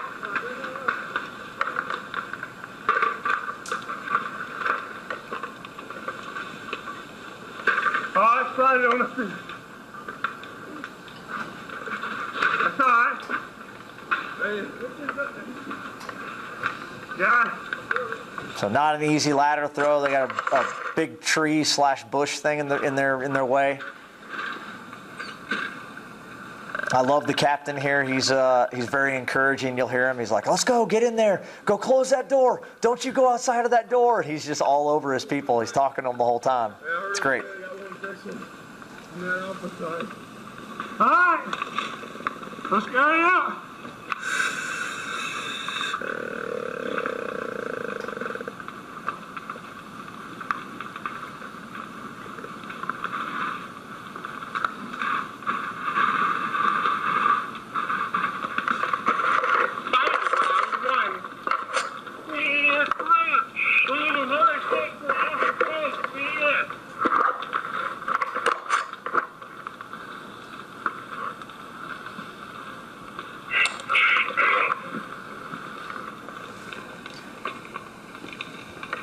So their assignment is VES2. Take that window. Man, 122, go ahead. We have a ladder on the C side. We do have heavy fire in the back. We're about to take the window on the C side. Man, clear. Man, clear.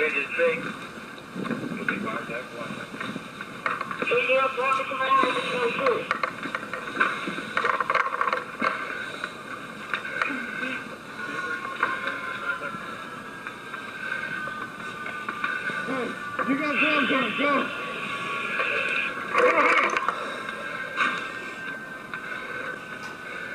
Hey, take that whole window. Is you a tent? Or you going out? I'm going out. Okay.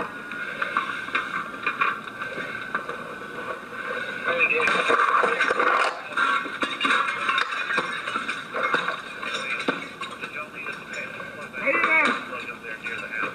it out. Go ahead. All right, so open door closed or open? Hey, do not, hey, let's go. Interior door, open or closed, it should say. It's closed, right? Look at the smoke. It's a rock and fire. Get in there. Do not go past that door. What did she die of? Smoke inhalation. Okay, let's go. So he says right here, he uses the hook going in, and he says, hey, I got a victim right here. And the other crew from the other side has come through as well and in that room. So he's got 2 firefighters in there with him. All right, we got a victim. All right, let's go. Go towards him, go towards him. Let's go, let's go, let's go.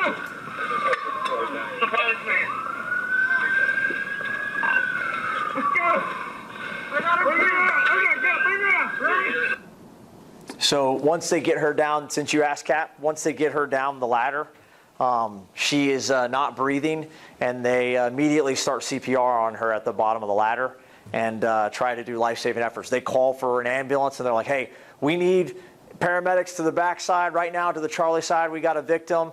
And then, like, they're already got that other kid that's on the front, you know, the 10-year-old that they're trying to deal with. So they're overwhelmed. So they're like, I guess they're not coming. So they take and they drag her to the front side. And then some ambulance paramedics show up and come out there and start helping them. And they're still doing, now they're in the front yard doing chest compression. So she was down for a long time, not breathing. And unfortunately, ALS care wasn't there immediately as they brought her out the window. Maybe have had a favorable outcome if there was ALS care available, you know, when they got her out the window.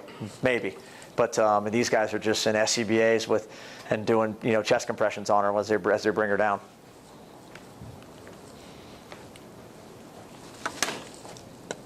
All right, so back to the pillars again. Is there searchable space?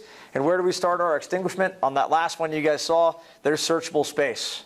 I mean, even though you got a large fire there, that's searchable space. Those guys went in there and got those people.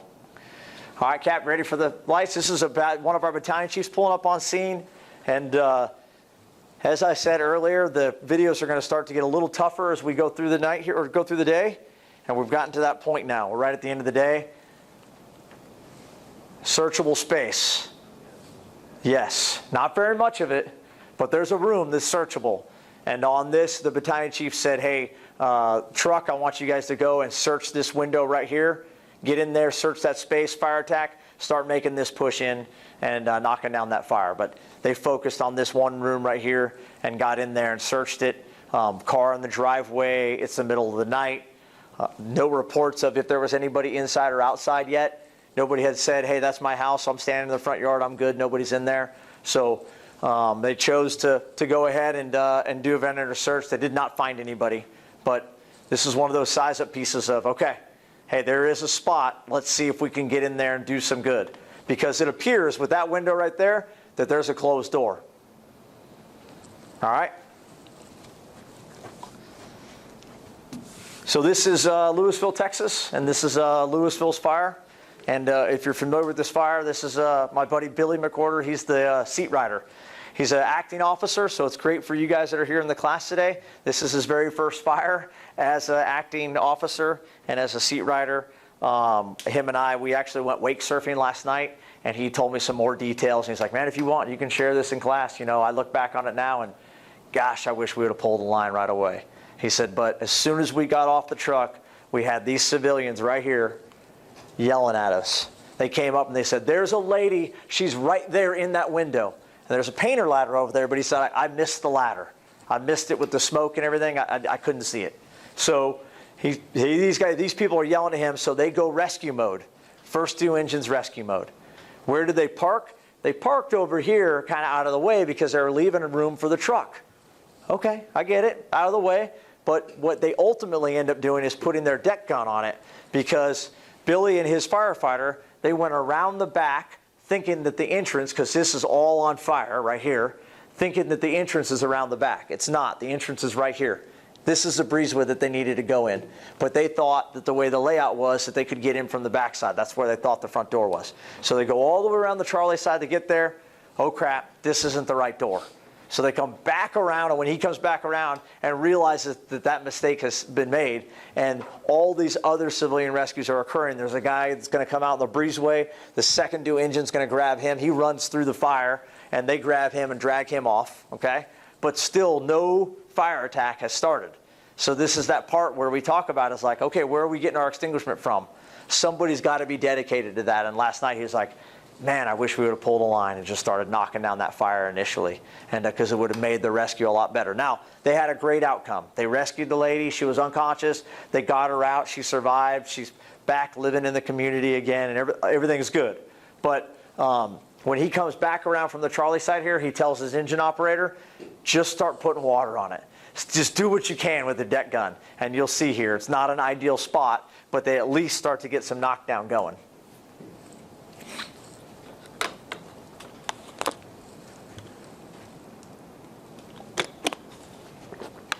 See, look, multiple civilians saying, she's right there. Waving a towel eventually or something. Yeah, she was like waving a towel with some curtains and stuff. This is a long video. It's like 20 minutes long, but I only played just a short part right here. See, look at the guy in the blue shirt. He's yelling, hey, she's right here. And they went around the backside trying to get in the other door to look for it. He just thought that's what the layout was. See that window right there? It's like a curtain or something.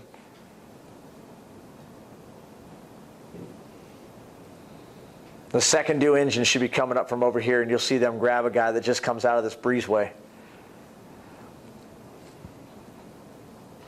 But really the decision that he ended up making here with the deck gun ultimately saved her and started to knock it down.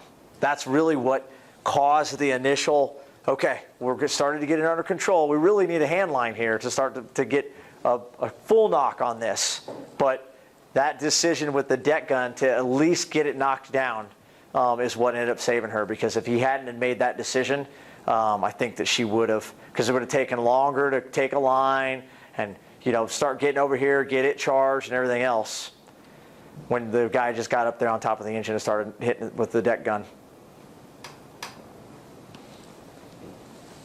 There's your firefighters dragging the person off.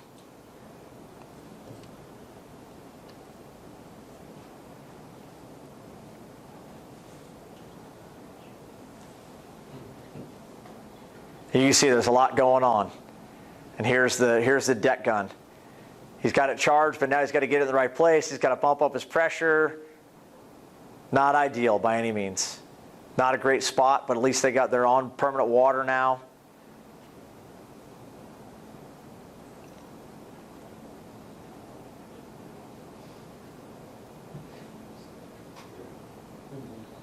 And then the truck's going to show up eventually, and or right here, the truck should be showing up here in just a second.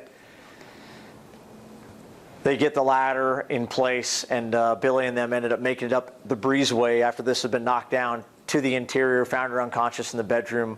He said she was like 5'4", 210 pounds or something like that. He said she's like a little fire plug. So he said she was a little difficult to move. But it took 4 of them to get her moved and over to the window and then down the ladder. Pretty difficult rescue, but they got her out. I think he told me she had like 10% loss of lung capacity from the smoke inhalation. But they did a good job getting ALS and everything on her, and ultimately a good outcome. All right. So this is the middle of the day. Do we have to worry about searchable space here on this commercial structure? No, I agree. Middle of the day, businesses, people are going to self-evacuate for the most part. Search doesn't need to be our top priority here unless there's reports of somebody trapped. Yes, we have to make sure nobody's in there. But fire attack should be our top priority right here. And these guys do a good job. Trucks go into the interior, Truck's going to go here in the interior in just a second. These guys get the line quickly charged. They confirm with the business owner what's going on, and you'll see them knock this down. And this is what an exterior attack or transitional attack should look like. Real quick, knock down, move to the interior.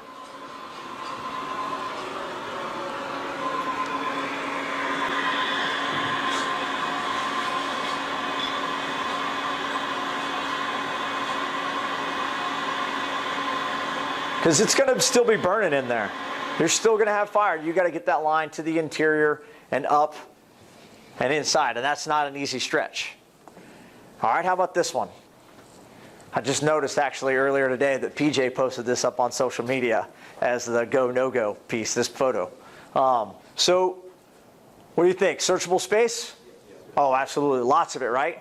This is just a big light show. I've had people look at this picture and go, oh, that's a defensive fire. No way. This is just a big light show. This is a porch fire. We can knock this down quickly. But if this is in the middle of the night, it starts to change some things. I got cars right here in the driveway. There could be people trapped on these upper floors. But definitely we can get in here and start to get up to these upper floors. We can knock this down and go right inside and start to rescue some people. The inside of this structure is probably very much intact. How about this one? There's lots of indicators here, right? So we got pretty good fire, pretty good working fire. We got a car with a door open. I mean, is that somebody that showed up because the person who called 911 about it said, hey, but the house is on fire, can you come get me? And so they come hauling ass up and pull up to the front door and then just jump out. And now you got 2 people in there? I mean, maybe. Lots of searchable space, right? Appears that the front door is open. But let's play the video. Since we're taping right now, I won't offend any other shifts. I know today's A shift, so we made fun of the shifts, earlier. But so sorry, B shift. But so the guys that show up here right now, it's the other shift. It's the other shift that we always talk about. Okay, and they don't train. They're old and salty, and they're good. They don't need to train, right? So then they pull up on this, and they go to deploy their hose line, and you're going to see what happens. This is what happens when you're not ready.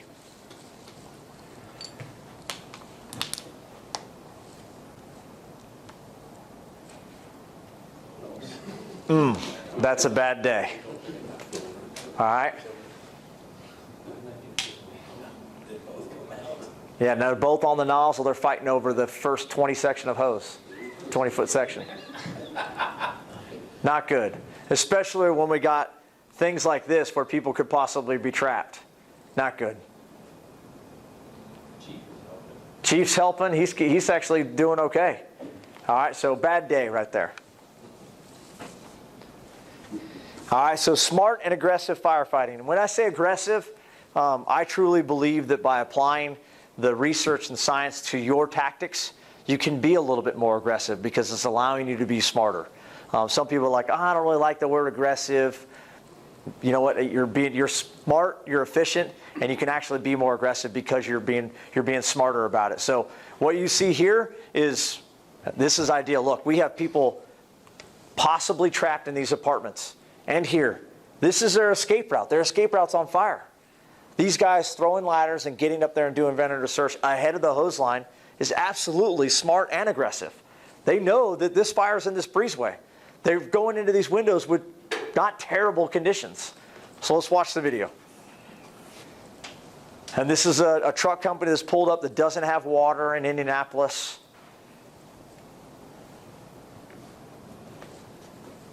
And an aggressive truck company that's getting up in there and doing some vendor search and trying to find people if they can.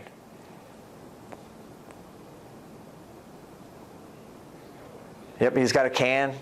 Hey, that's smart too. Engine's not here yet.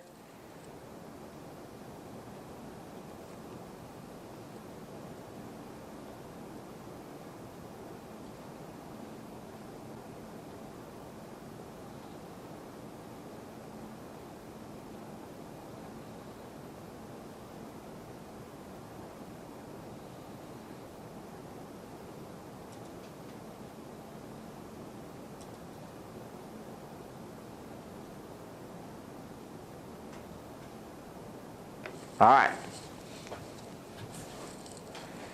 So again, at the end of the day here, the pillars are, you got to decide which is faster. Take the victim away from the problem, take the problem away from the victim. I think if you put that mindset into place and really focus on search and extinguishment, use those two pillars, and then support those pillars with ventilation in the end. Is there searchable space? Anytime, man. I watch YouTube videos all the time, just trying to look at stuff like that. Try not to judge others and their tactics and things that are happening, but looking at the fire, if I had that fire, just trying to put that mental slide into my head and going, okay, is there searchable space? Yeah, I'd probably search that. Where do I start my extinguisher? Well, I'd probably do this, and then just go from there. If you guys haven't seen us on Facebook or social media, Instagram or Twitter, this is PJ Norwood. It's a nice site that we run. Like I said, there's a video or a picture up, a go, no-go picture. And he said he put it up yesterday, had 463 comments or something like that on Facebook yesterday. And it's just firefighters from all over that are just talking. So I'm not on any of it right now. I took all of it off of my phone because I'm working on my master's degree, and it was a huge distraction. So I just deleted the apps from my phone altogether. But so PJ's handling all of the social media right now. And but it can be a good thing and a bad thing for sure. This is Kevin Lewis. Here's his information. And again, if you want the search stuff, or if you want to talk search, if that's one of your passionate things, this is the guy right here. I mean, he's the one that for us is our guru, and really developed a lot of this stuff that was in this class here today. And then if you want to give me $1, what is it? $1.60? So $1.13. $1.13. I have a book, so we were talking about how much money I make off the book. I make 2.5%. If you look it up on Amazon, you can figure out what 2.5% is of sales. It's $1.13 per book. Firefighting books aren't like flying off the shelves. So it's not like you make a ton of money when you write a book or anything like that. It's not like it's an Amazon bestseller by any means. So, but if you want more information, we have all this stuff in a book. And actually, man, the research, it keeps evolving. So I'm like, we need to write like version 2, because there's already a ton of stuff that I want to add to Fire Attack about water mapping and air entrainment, all this information that we had. So this is my family, and I'm looking forward to going home and seeing them. But I love me some Plano, Texas, too. I love Texas. So thank you all for having me, and thanks for coming. It's 4:30. We did it in 3.5 hours. Again, almost right on point. So, yeah, thank you guys. Appreciate it, man. Go home. See ya.